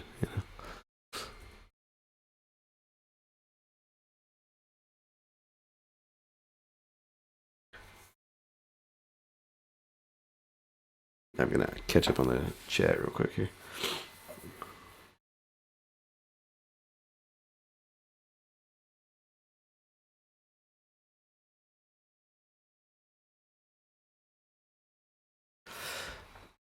Yeah, cool. I mean, that's cool information. We were talking about this the other day about how some of these I could, when I pulled up the reference, from a museum, I probably should have kept much better track of where they came from. What's Mayan, Inca, Aztec, and yeah, I was just commenting that like I think it's important that I eventually learn the context of where they came from, and even just like the era that they come from. It's it is interesting to see when you approach like an art style as an enthusiast, and this is kind of true across styles. We'll take like Chinese art, for example. If you look at traditional Chinese work, there are so many different eras, and they're kind of going after different ideas that if you just, if you lump it all together as one thing, you completely miss it, you completely miss what they were doing. So yeah, I would definitely be interested in getting more context on these.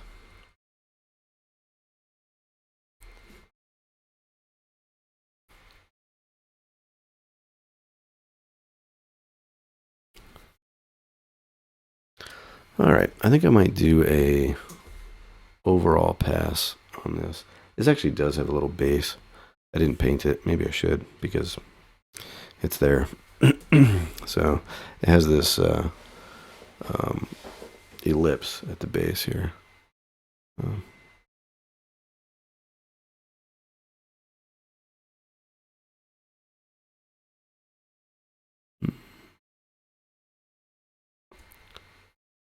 Sorry. Processing. My brain, can only do so much. I gotta think about how I'm approaching this piece. All right, so there's the base, little lip under it, and a lip this way as well. It's kind of has an edge there.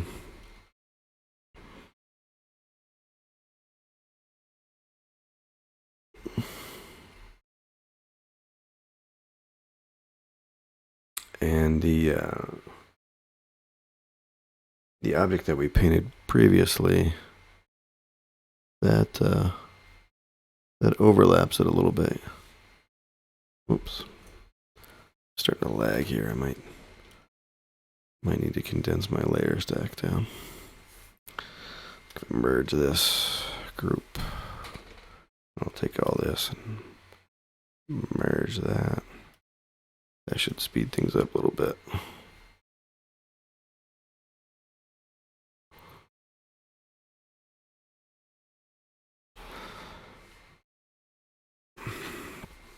Alright, and then add these shadows in to show that this form is overlapping. And we can do some of that kind of chipping that we did before here, but I'll just paint it in this time instead of doing the layer style on it.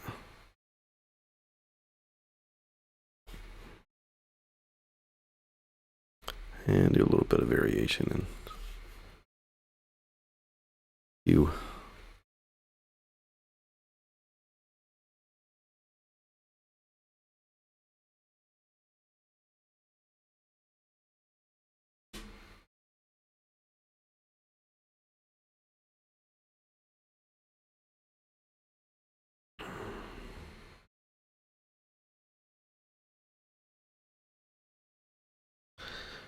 And I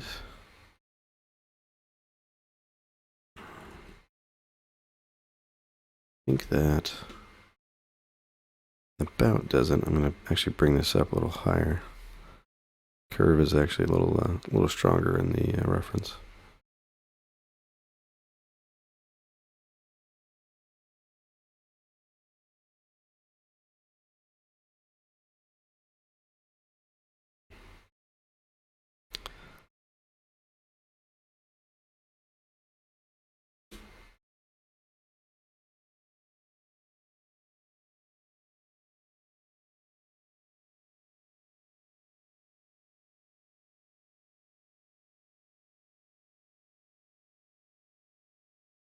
And I'm trying not to cheat by, showing a line on the edge there. Actually, I want to push that all the way through. And what I mean is that, where this curve comes down here, I don't want to draw a line like that. I want to have it cut off and then imply, how if you followed that line in your mind's eye, it would end up back on track with the rest of the curve, rather than painting it in or drawing it in necessarily.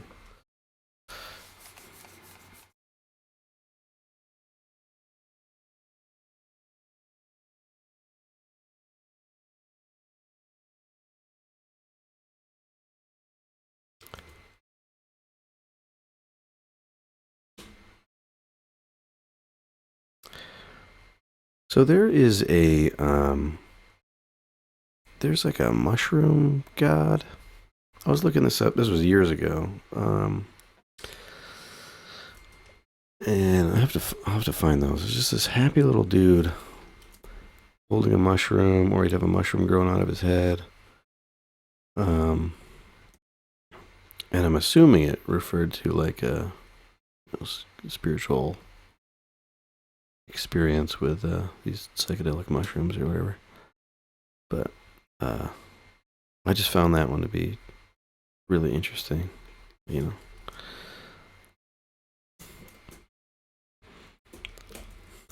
Just throwing that out there. All right, so I think I'll merge these together. So that works, I think. And then I'll do we'll do like multiply or overlay on top of that. Actually, I'm really pretty happy with how that's looking.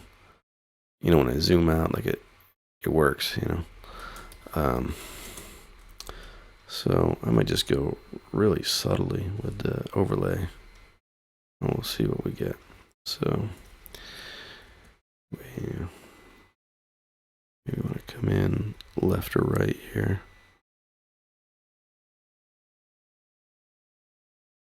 I'm going to bump that up.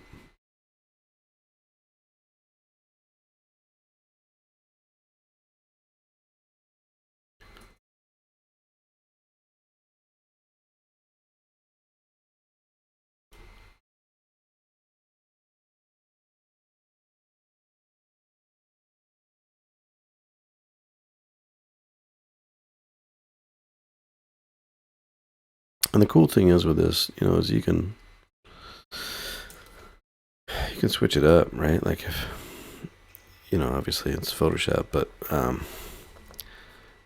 if we don't like that, or if we do like it, and we say we just want to do another version, see what we get. Do overlay, and we'll do a overlay. Sometimes I'll do like top to bottom, right? So like we do the light at the bottom, then like works its way up, and then maybe we do darker on top here. We'll see what that looks like.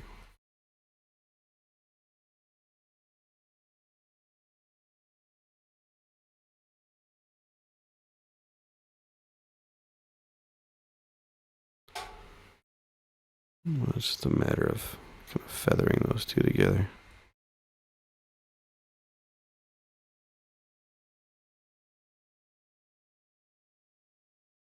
Okay, we'll do another one. Opposite effect, maybe. Light, whoops, yeah, I'll switch that to overlay. Lighter on top. You know, coming down to dark at the base.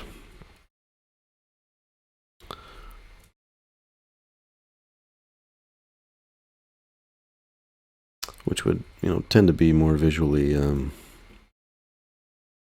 understood. You know, like that's a understood cue, right? That light is typically above us. Right, and then we'll do another one right to left. Even though our shadow, I mean, it's obvious our shadow is falling on the right side, so our light source is on the left. But we can still grade the opposite way. Because sometimes what you're doing is, you know, you're trying to build contrast. So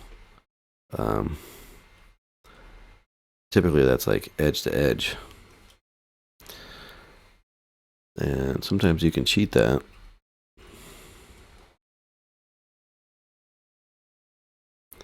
So even though our light, you can see, is from the top right, if you were actually lighting this, what the effect that basically we're doing is the light is coming like over here, just grazing on this side. So I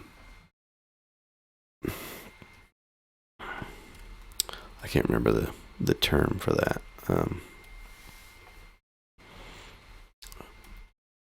I learned this once in a lighting class. But yeah, you kind of aim the light a little bit away from your object, so that it, you know, kind of hits this corner, but then grades off to the side. Something like that. And while we're thinking along those lines, I might just put this whole side in shadow. See what that looks like. It's a little too much, so I might do it softly. Feathered in a little bit.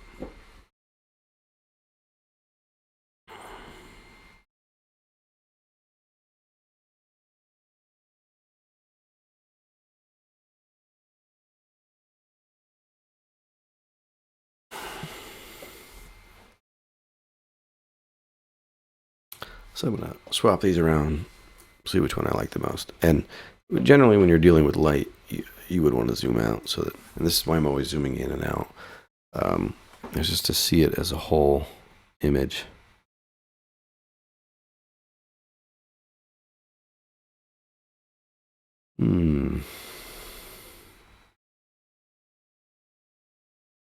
Yeah, I think that flattens out. I mean, it's kind of visually interesting, but it flattens it out.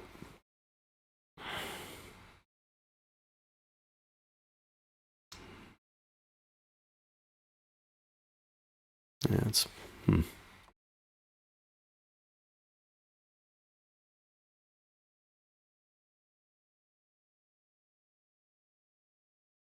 I do them all together. All right. Guess we gotta decide. That one's way too flat. And this one I think we'll try like combining a couple of these.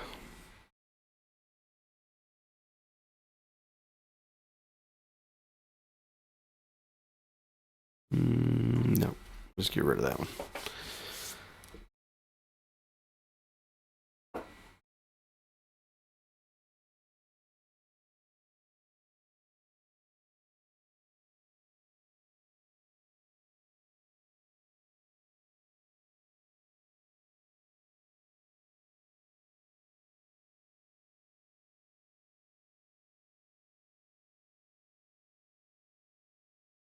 I'll do this again, zoomed out. Yeah, I think I like it.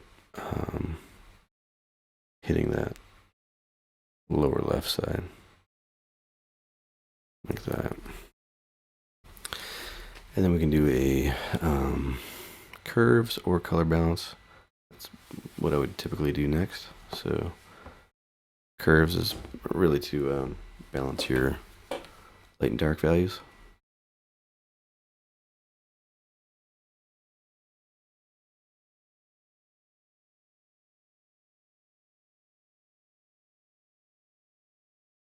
Something like that. And then color balance.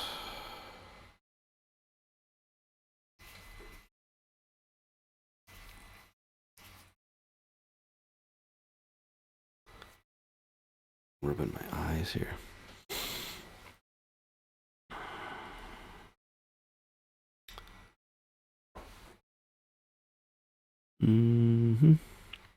And so sometimes with color balance, you know, sometimes what I'm trying to do is get these little hue shifts to pop more.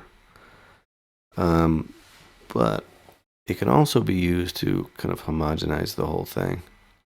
So instead of adding more contrast, you're actually just getting all those kind of different colors to kind of blend together to be more, you know, one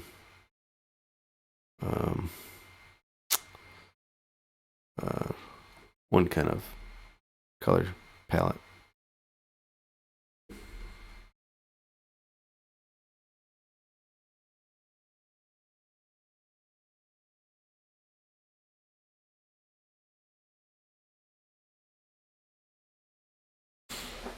That's funny. So I did all that, and it actually isn't all that different. Looks basically the same. So I suppose that means we did a decent job first time around. All right, this little dude sitting on the side here. I might come back to him. Let me see if I can pull up my reference and.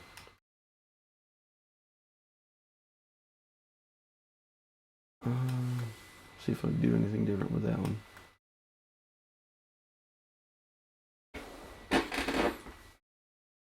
I was using a soft brush when I did that guy, and I think it shows. You know, it's not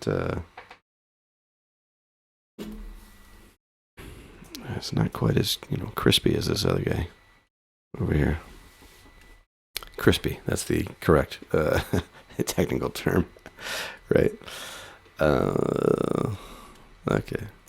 Of course, I merged it all down to one, so now I got to deal with it.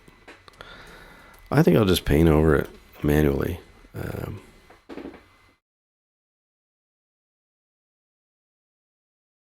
Yeah.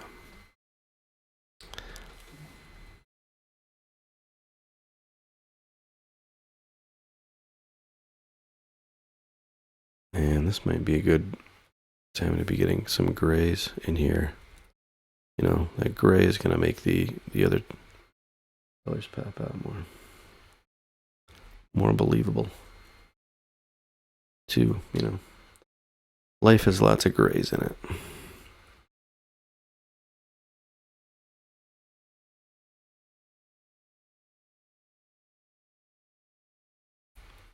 And that's not a metaphor for anything. That's just, I'm just saying. Gotta look for those kind of muted tones. Let's see.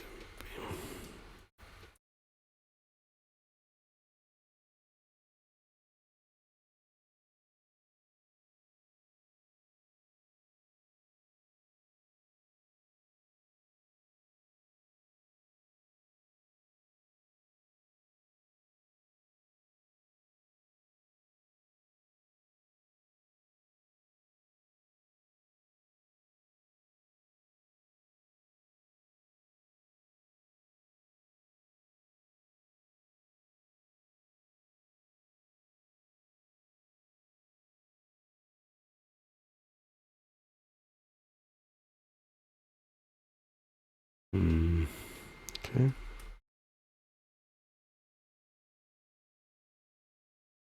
I should probably switch this brush. This one's a little too a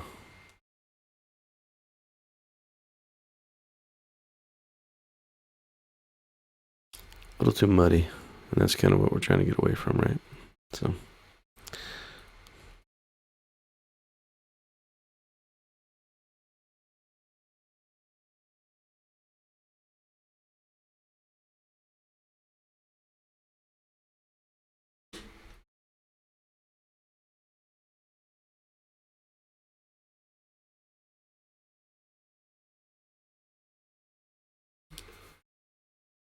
Okay, and then this was, I had mentioned earlier that this was a lot more implied here than actually kind of detailed out. You know, I wasn't completely deviating from my reference. Actually, all the general forms are there, you know, so I can detail this out if I want to. But now that I'm looking at it, you know, I think giving this like a actual proper form makes it clearer kind of what's going on here. Like it's this is some kind of a creature, like, you know, this obviously these are eyes here, and then it seems to have like a beak or a mouth. Actually, I shouldn't say that's obvious. They seem to be eyes to me.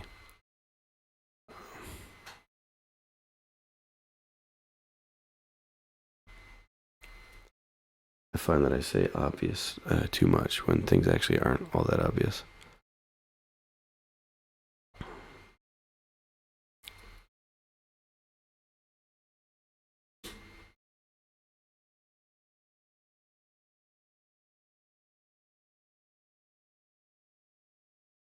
Okay, let's see.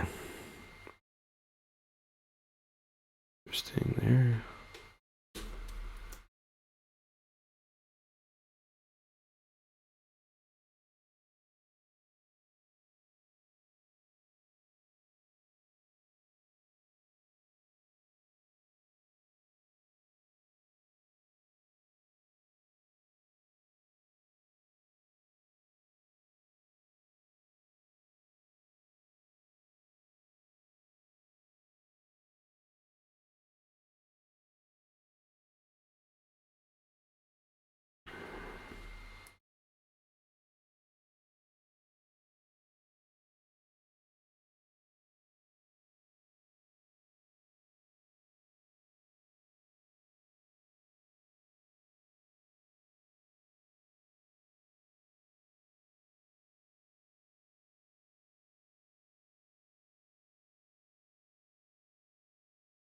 Let's see, that's actually misplaced, so that's gonna come over this way.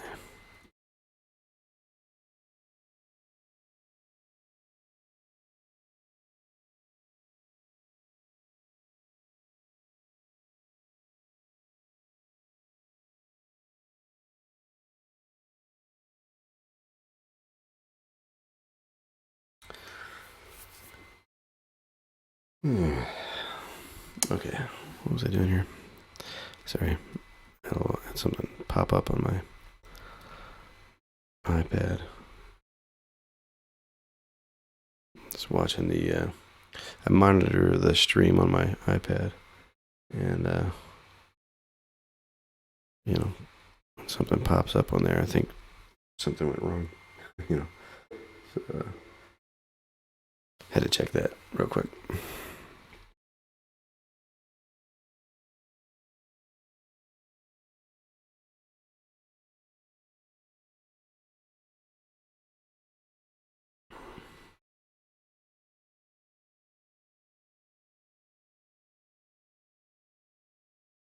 It's getting a little too cartoony there.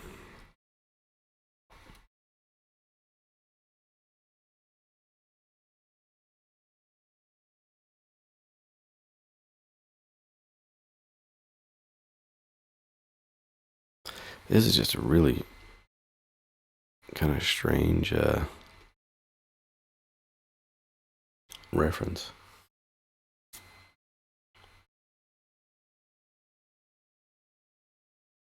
Because the light is, coming down, hitting the floor, and bouncing up. And so you get these grooves here under the eyes. Then the light is coming up, hitting the base of these eyelids. And then it's the upper forms of the eyes here in shadow.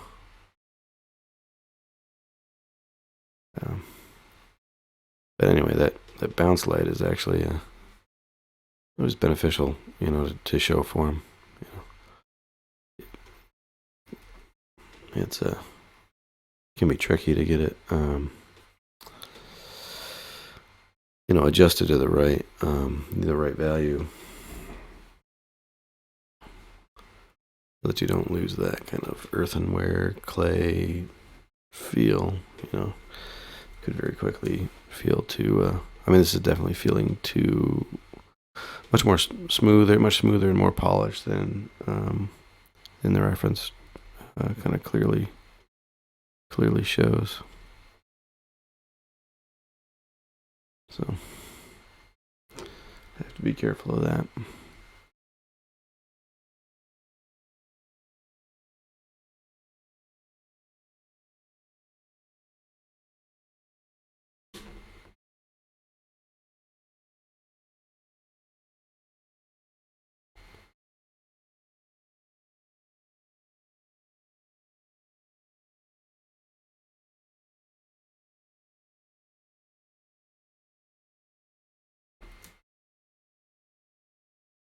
Too much there.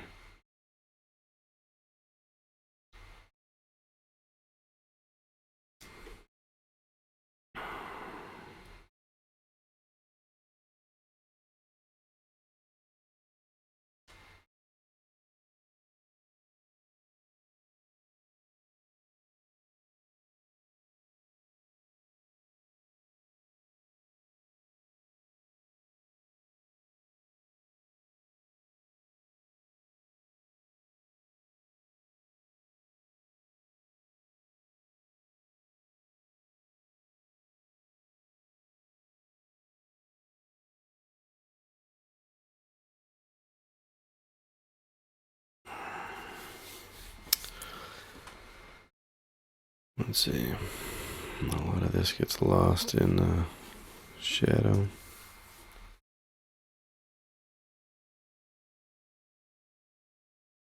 Merge it down all into one thing.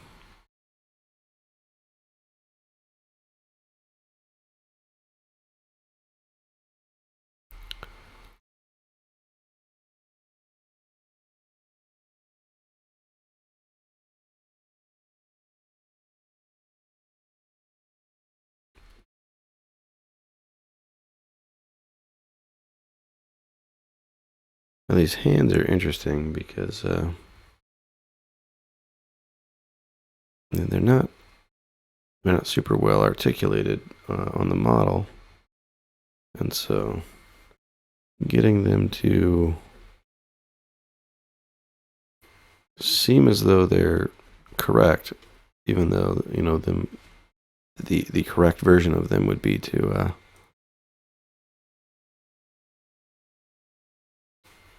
have them in these kind of strange articulation that they have.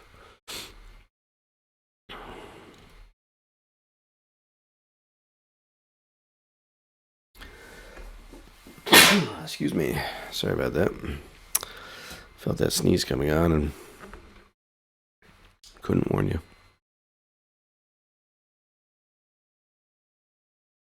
Sorry if you had headphones on. That would be kind of awful.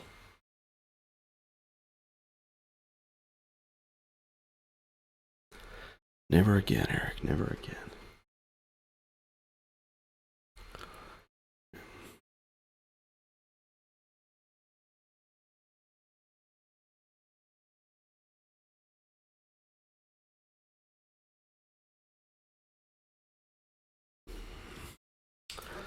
So I'm trying to get some of these forms more clearly delineated.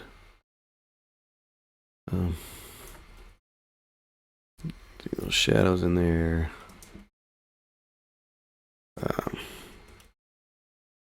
These are actually brighter in the reference there. That's more of a soft shadow than a hard.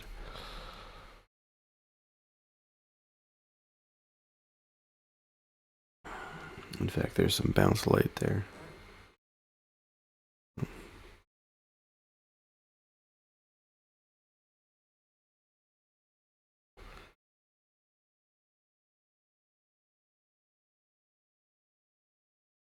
And the toes kind of come together into one thing here.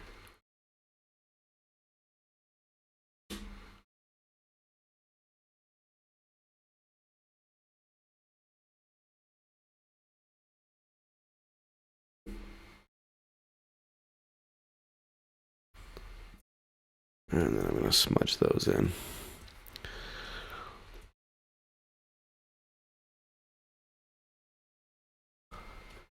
You get too much of a cell-shaded look. They look like they're cartoons.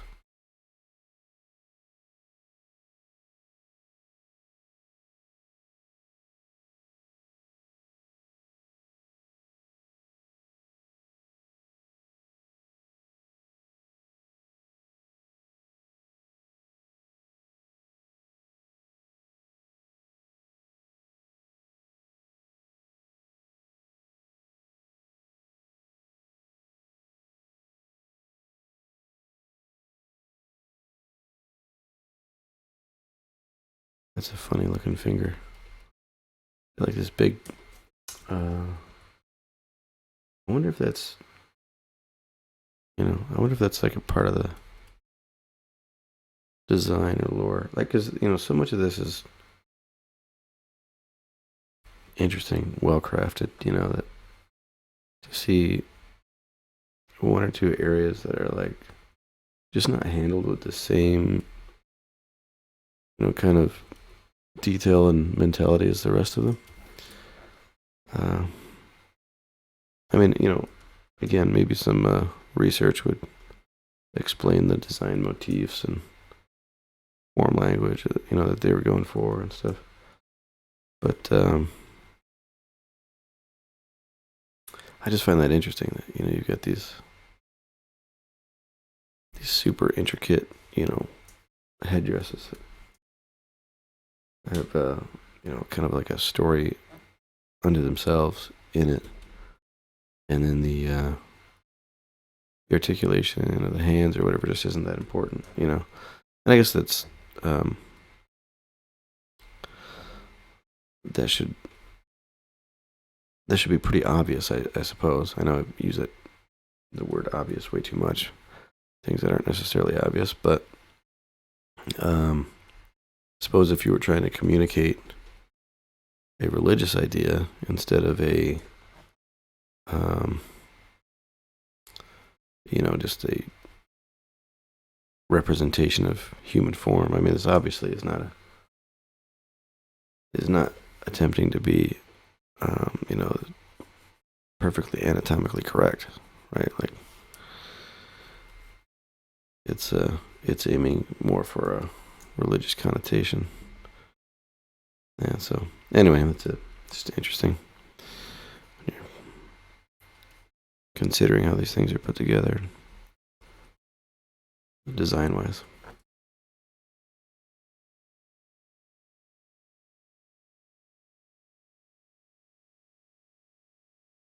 And what are the things that concerned the original creators?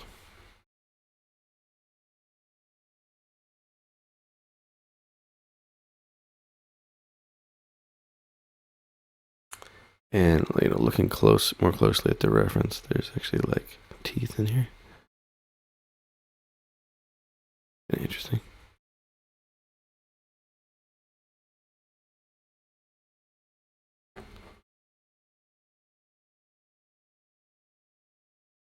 And again, with that kind of underlit look, the light comes up, hits the bottom here. And it's actually darker on the top side. I did that in reverse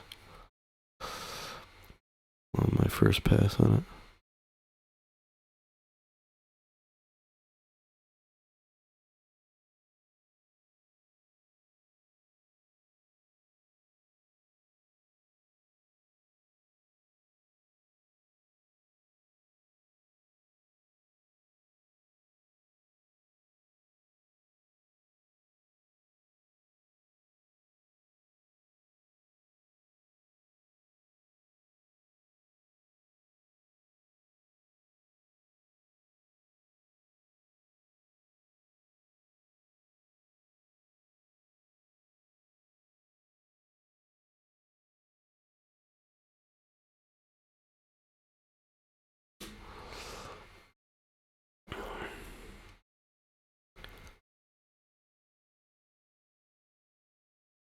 Now this is probably going overboard on the light.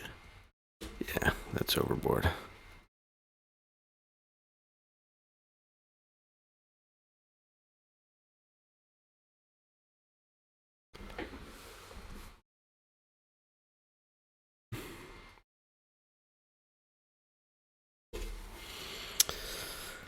Okay. Should probably start to wind this down. Come to the end.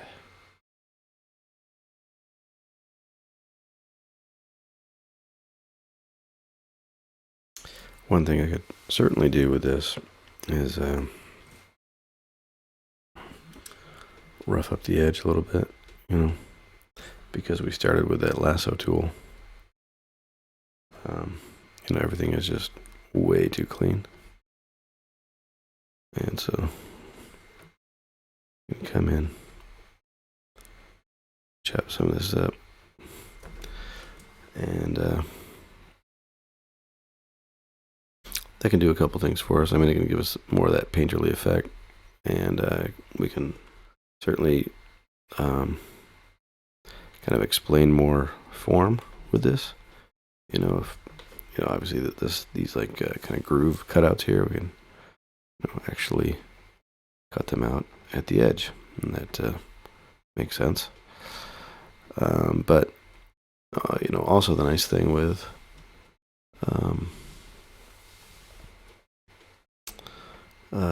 breaking this up is that you can control your edges, and that is, and by edges I mean the way that the eye sees the delineation from one color to the next, right? So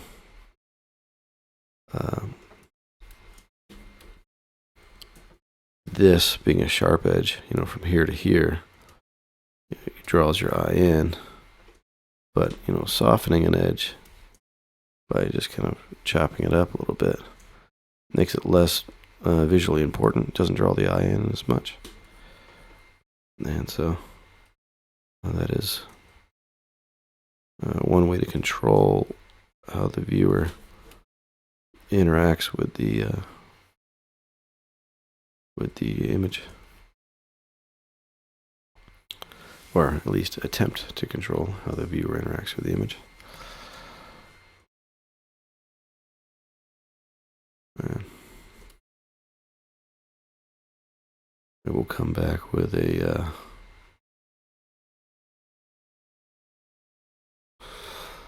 on the other layer here, because this will have to get adjusted on that one as well.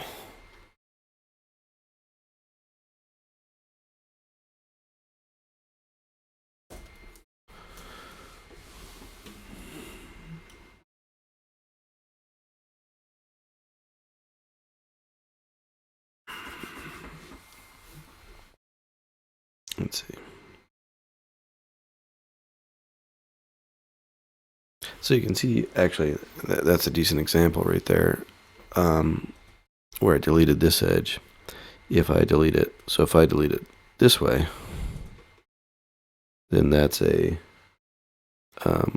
downward facing angle, right? But then if I take this edge and I delete it this way, let's do that again. Then it's a cast shadow, from here, and it's casting onto that other form. So, just controlling how those edges come together, it does make a difference. The edge of the silhouette, that is. I suppose that's a redundant term, edge of the silhouette. All right, so then I've got this paint over here that I was working with, and I did mess with the outer form a little bit with that, didn't I? So I can smudge some of that, I guess, or I could use the eraser. I don't want to smudge too much because I don't want it to be. I don't want it to look, fluffy, soft.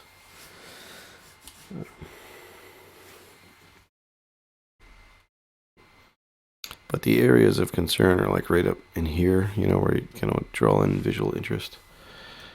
You want to draw the eye into that area, even though in my my references this is actually all just black in there.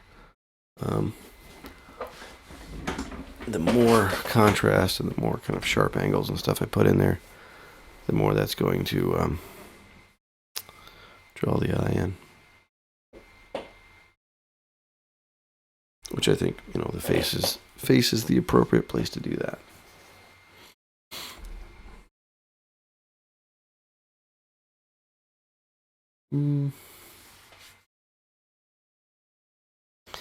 This definitely could use more texture, but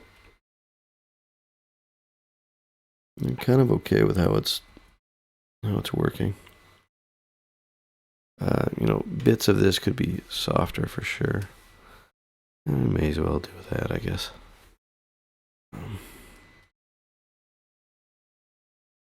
Some of these transitions here should be soft and not so hard as they are. Now, as far as shadows go, I've said this before, but if you have a cast shadow, generally that's going to be hard, and then if it's a turn of the form, that's going to be softer. So from this shoulder down, I want that to be like a soft transition, but you can see it's hard right underneath the edge of that earring, because light will be coming down, hitting this edge, and then being omitted from below it. But here it's hitting this edge, but it's catching the texture of that surface as it comes around this way. So that's kind of the reason why those would be differentiated like that.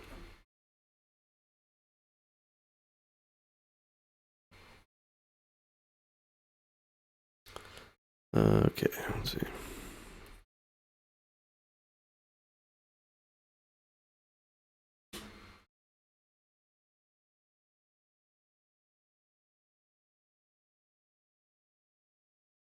think I might smooth some of these out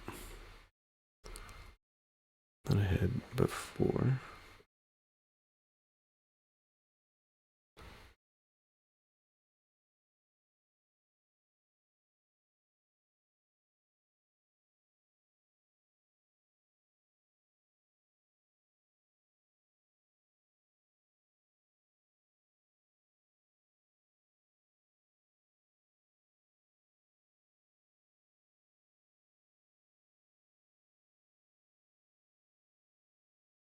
Hmm.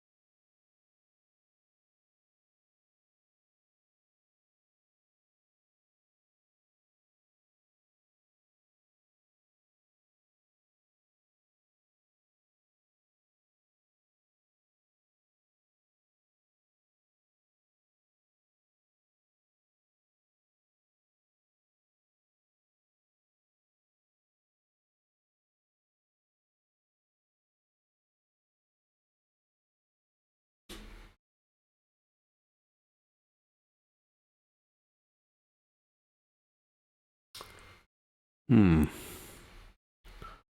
Yeah, I don't think I have much going on there in terms of what that form actually is. See, there's like all these little, almost like eye shapes or something.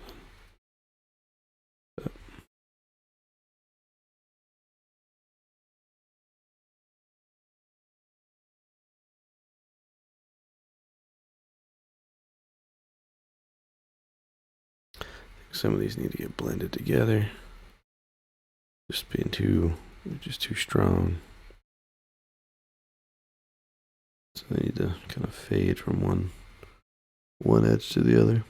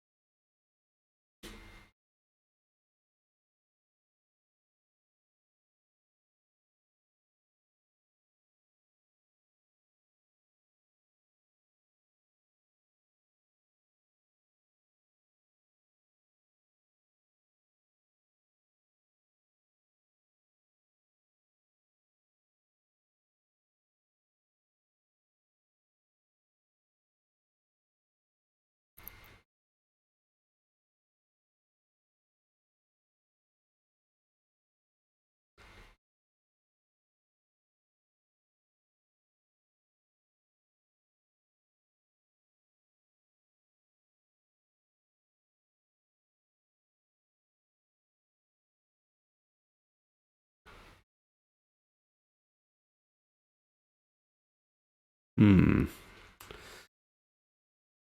I don't want to smooth that out too much. It'll lose its kind of character.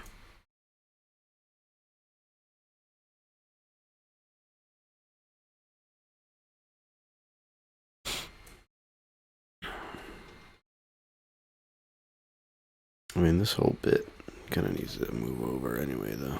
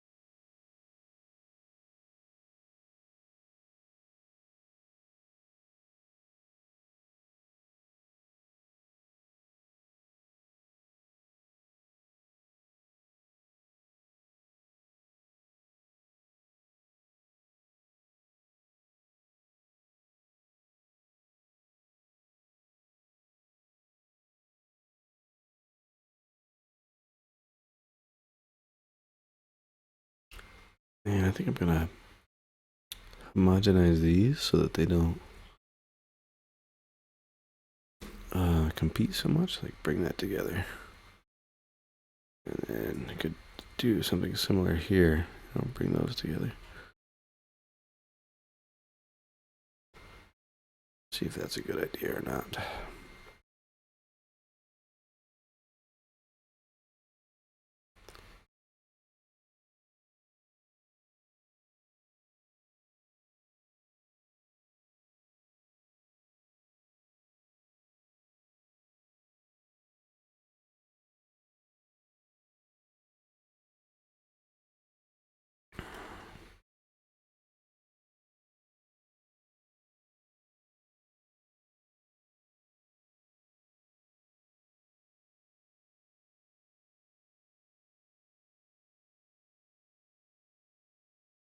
I like this warmer mid-tone here. I think that's helping. I don't know, it's just interesting to have that shift with the saturated midtones. And partly that's because that's what you can do. Saturation can go deepest. You can get the most saturation in your mids. Whereas, too dark, too light, you can't really. You can only go so far until you can't saturate it.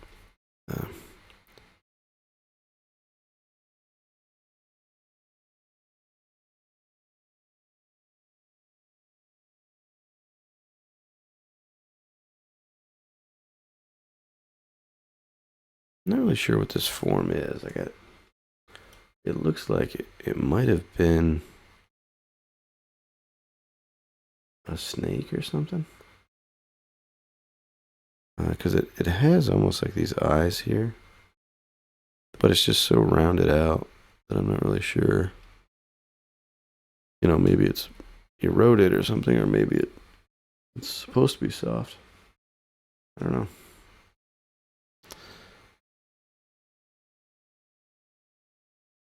We'll play with it. But it definitely has this kind of almost snake-like thing going on.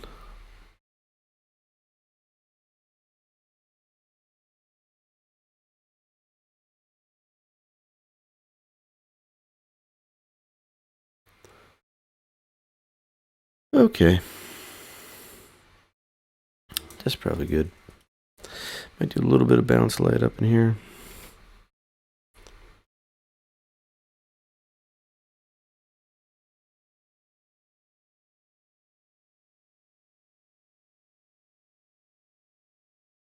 Little shadow.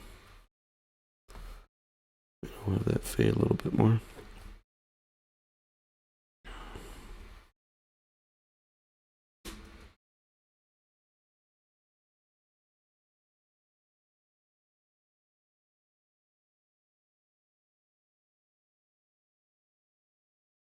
This almost looks too soft right here, so I'm gonna see if I can clean this up.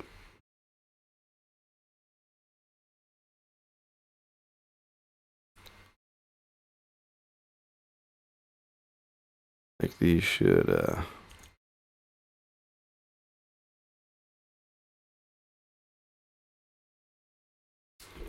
all kind of homogenize, so that they're not.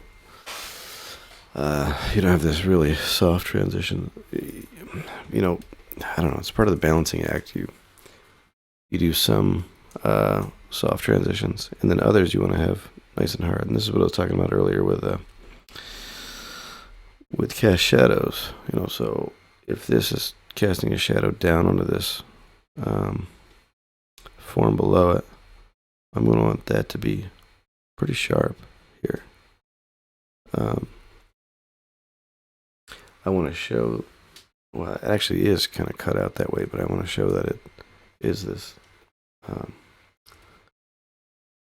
shadow, being cast from this other form. That's where you get a lot of your form cues from.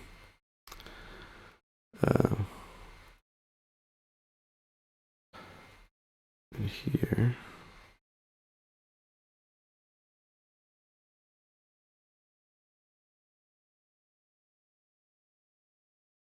I'll bring some of these together.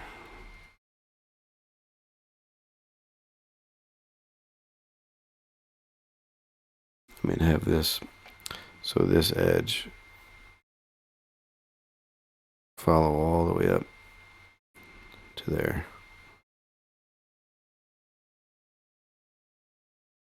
And then these two things, you could just merge them.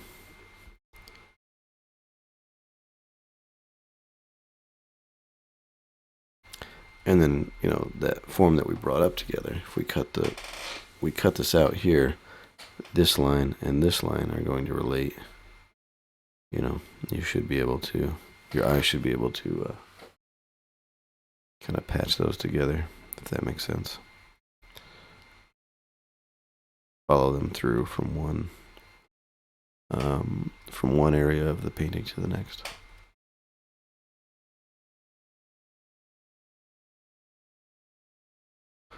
Really, I'm fiddling at this point, you know. Should be obvious. Obvious. All right.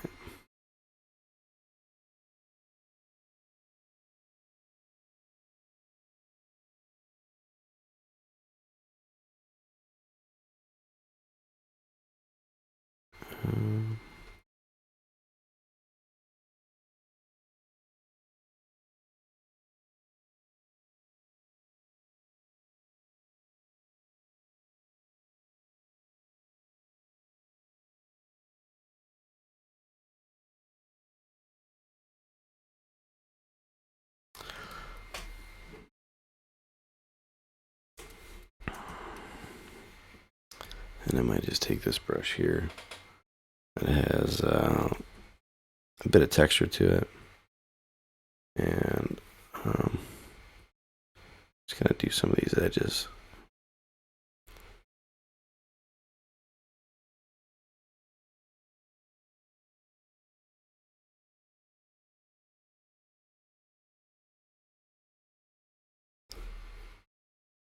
Take the neatness out of it and rough it up.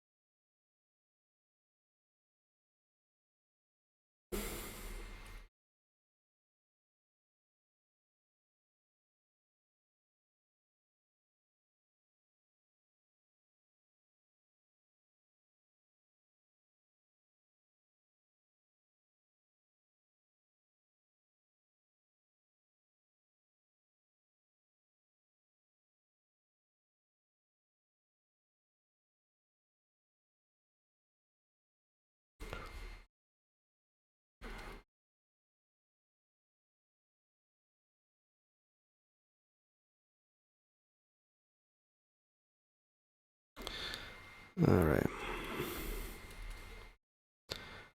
And then I think we'll have to do a final pass and call it good for the night. Okay. Let's see.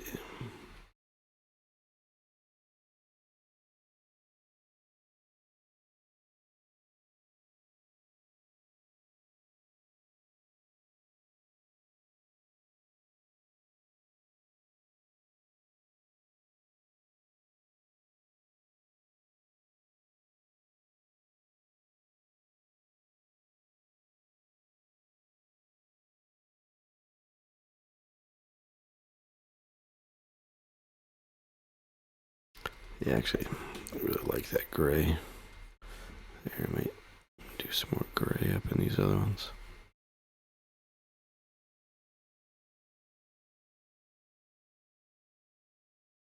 Too far off the color there.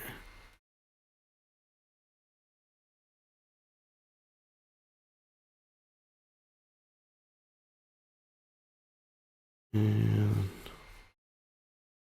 a little darker. There we go.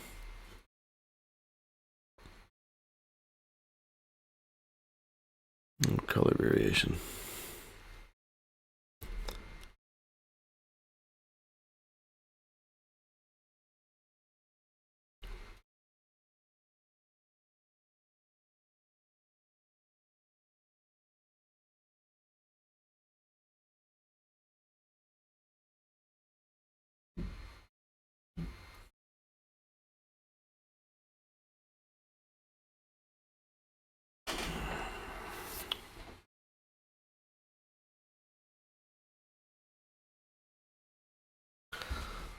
And let's see, with, without, with.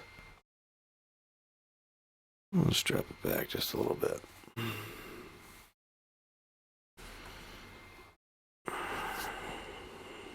Grab this whole group. I'm gonna do an overlay on it.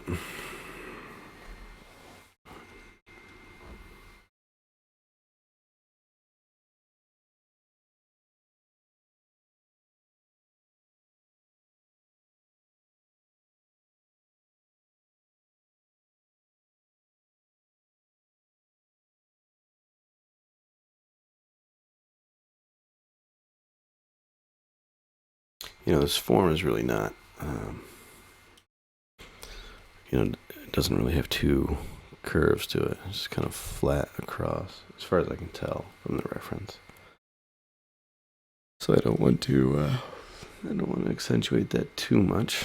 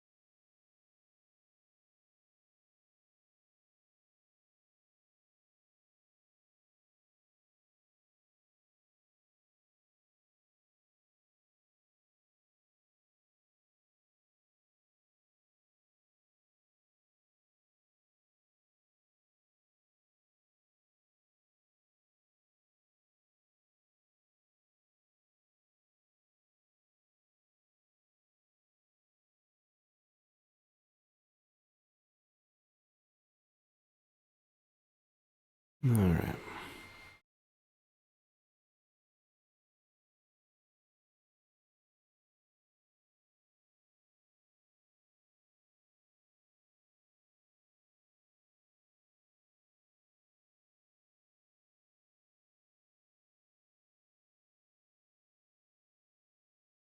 Yeah, somewhere in there.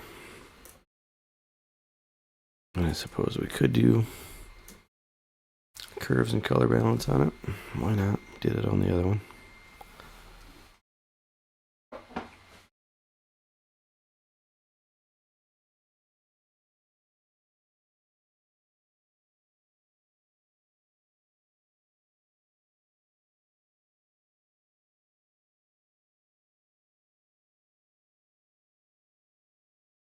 I keep forgetting that this is a CMYK, so it kind of does the opposite of curves layers, and CMYK act differently than they do in RGB. I keep forgetting that.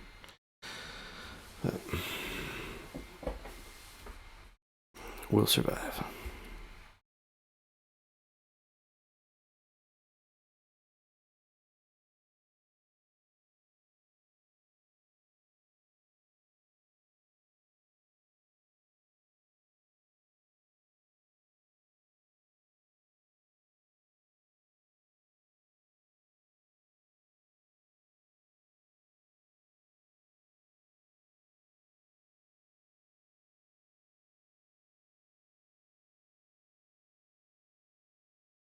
Let's see, this is highlights.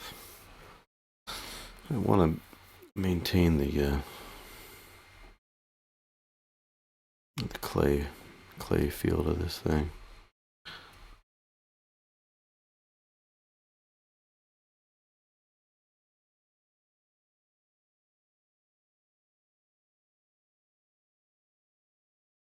Do color.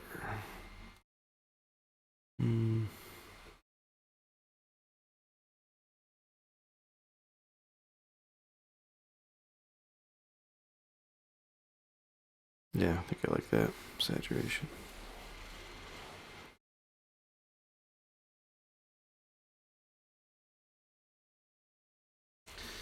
All right. And I think that's a good place to stop. So we'll go full screen here so you guys can, excuse me, see what we did today. So, yeah, thanks for joining along. And good conversation in the chat there. Appreciate that. And more to look into, research, and learn. Yeah, so this was a lot of fun. Thanks for coming out tonight. Thanks for watching. Have a good night.